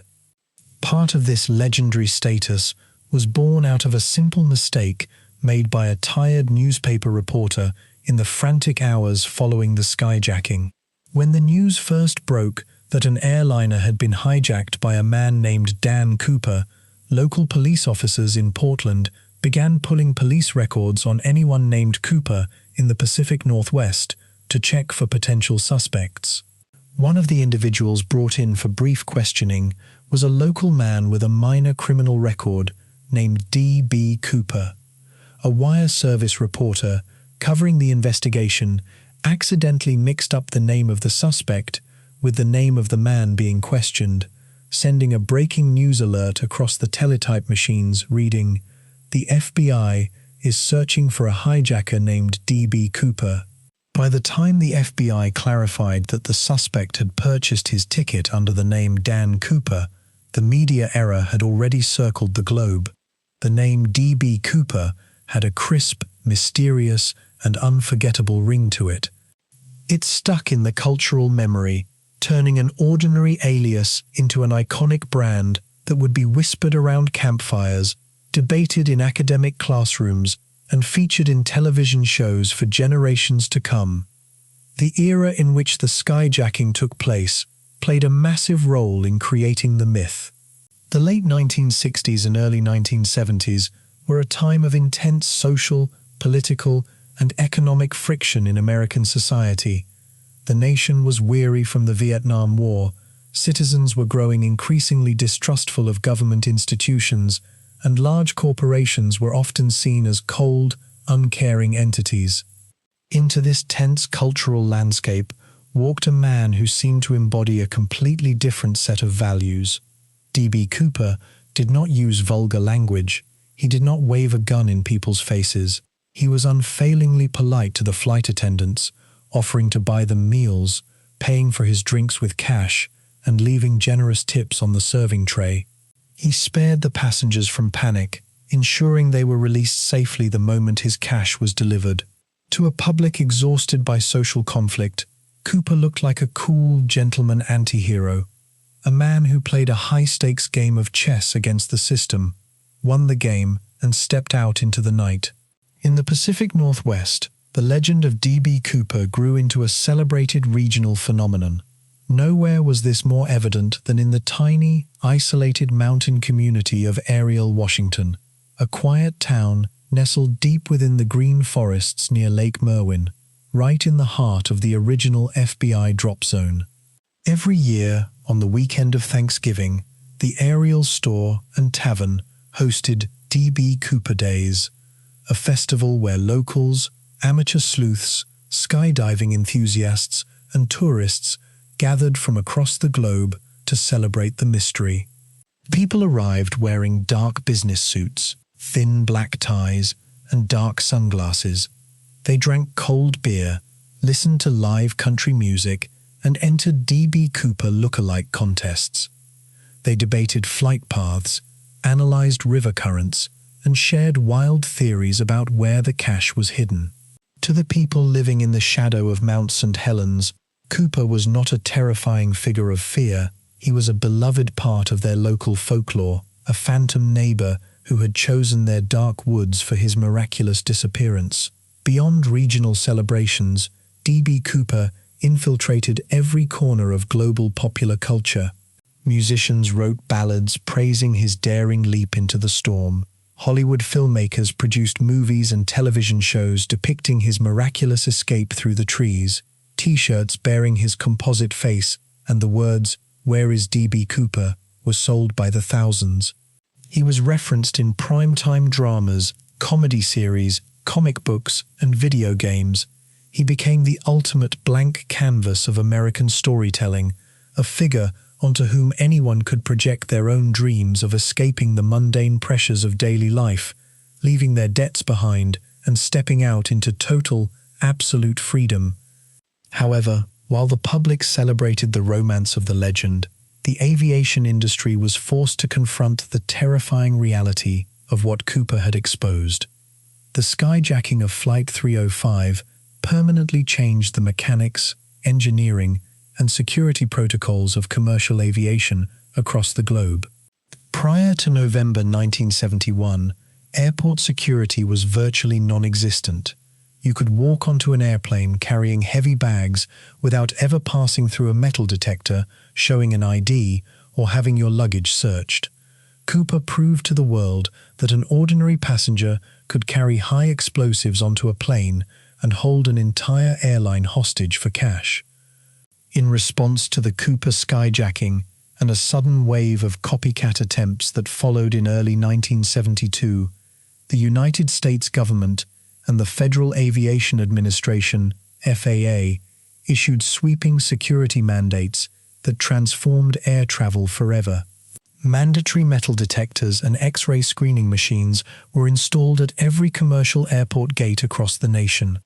Luggage checks became standard procedure, passenger identification was enforced, and armed sky marshals began riding discreetly in passenger cabins. The era of casual, open-gate commercial flying died on the night of November 24, 1971. Even more dramatically, Cooper's crime forced a physical, engineering modification to the design of jet aircraft themselves. Following the skyjacking, the Boeing company and the FAA developed a simple yet revolutionary mechanical device designed to prevent anyone from ever opening the rear ventral stairs during flight. The device was a small, spring-loaded copper and mechanical latch mounted on the exterior skin of the tail section. When the aircraft was parked on the ground, the latch remained open, allowing ground crews to lower the rear stairs for passengers. But when the aircraft took off and air flowed over the fuselage, the force of the aerodynamic wind pushed a small metal vane flat against the hull, driving a heavy mechanical deadbolt into place that physically locked the rear stairs shut from the outside. This simple mechanical safety device, installed on every Boeing 727 airliner in service across the world, became known in the aviation industry as the Cooper vane. It was a permanent, physical monument to the man who had opened the belly of a flying airplane and stepped into the storm. With the installation of the Cooper vane, the precise mechanical hole that Dan Cooper had used to escape from the sky was sealed forever. No one would ever jump out of the back of a commercial airliner again. As the years stretched into decades, the active search for D.B. Cooper gradually transformed into a quiet, frozen historical archive. For 45 years, the FBI kept the NORJAK case file open, making it the longest continuously active investigation in the history of the Bureau. Generation after generation of federal agents inherited the thick paper files, reviewing old witness transcripts, dusting old evidence bags, and testing new leads provided by amateur detectives. Over 4,000 individual witness interviews were conducted, tens of thousands of pages of field reports were written, and millions of dollars were spent in the effort to find a single physical trace of the skyjacker. Finally, on July 12, 2016, the Federal Bureau of Investigation issued a historic announcement that marked the end of an era. The FBI officially suspended its active investigation into the D.B. Cooper case. In a formal statement released from the Seattle field office, federal authorities announced that after 45 years of exhaustive physical and forensic testing, all active law enforcement resources would be redirected away from the NORJAK case to focus on higher priority active criminal cases and national security threats. The massive master case file, containing thousands of pages of classified interviews, photographic evidence, flight logs, radar tracking maps, and suspect dossiers, was officially closed and transferred to the National Archives in Washington, D.C., where it now rests as a permanent piece of American historical record. Although the FBI will no longer actively investigate this case, the official statement read, "If new physical evidence directly related to the parachutes or the missing ransom money is uncovered by the public and submitted to law enforcement, agents will review the submissions." The official suspension of the active FBI case did not kill the search. It simply passed the torch from federal agents to a passionate, highly sophisticated global community of civilian sleuths, scientific researchers, retired military intelligence officers, and independent journalists. Today, the search for D.B. Cooper is more active in the digital space than it ever was in the physical offices of the FBI. Online forums, scientific research groups, and citizen investigation teams continue to analyze every microsecond of the case. They use high-powered satellite imagery to scan the remote forests of the Pacific Northwest, mapping subtle changes in the terrain that might reveal a buried metal briefcase or a sunken parachute harness. They use scanning electron microscopes to analyze the rare elements on his tie. They rerun river flow computer simulations to model how 3 bundles of $20 bills could have drifted down the Columbia River to settle on the sand at Tina Bar. And yet, despite all our advanced modern technology, despite satellite mapping, electron microscopes, DNA databases, digital radar reconstructions, and global communication networks, the fundamental heart of the mystery remains as dark, silent, and unsolved as it was on that rainy night in 1971. We still do not know his real name. We do not know where he was born, where he went to school, or where he worked. We do not know if he was an Army paratrooper, a disgraced Boeing engineer, a flight purser, or an ordinary man playing a deadly game. We do not know if he landed safely in a muddy clearing and drove away into the night, or if his body lies buried under 50 years of decaying pine needles deep within the dark, untouched wilderness of the Cascade Mountains. And perhaps, in a world where almost every square inch of our planet is mapped by satellites, where every movement is tracked by digital cameras, and where every human identity is stored in computer databases, that is precisely why the story of D.B. Cooper continues to fascinate us so deeply. He remains the last great ghost of the modern era. He represents the ultimate unsolved mystery, a reminder that there are still dark, quiet places in our world where a man can step into the freezing rain, leave his identity behind, and step directly into legend. Now, as our journey through this cold, stormy night comes to an end, let the deep silence of history settle around you. Imagine the quiet rain falling softly over the ancient evergreen forests of the Pacific Northwest. Picture the tall pine trees swaying gently in the night wind, their heavy branches brushing against the dark earth, keeping their secrets safe beneath the soft carpet of green moss. Feel the cool, steady rhythm of your own breathing. Allow your mind to drift away from the stress, the noise, and the modern distractions of the day, sinking deeper and deeper into a state of absolute, peaceful calm. The aircraft has landed, the engines have come to a complete rest. The sky is dark, quiet, and still. The money, the parachutes, the jetliner, and the mysterious man in the dark suit have all faded into the gentle mist of time. There are no more clues to follow, no more flight paths to calculate, and no more questions left to answer. There is only the deep, soothing sound of the falling rain, washing away the night, carrying you slowly, gently, and peacefully into a deep, restful sleep. Rest now, let go of the world, and sleep peacefully into the quiet night.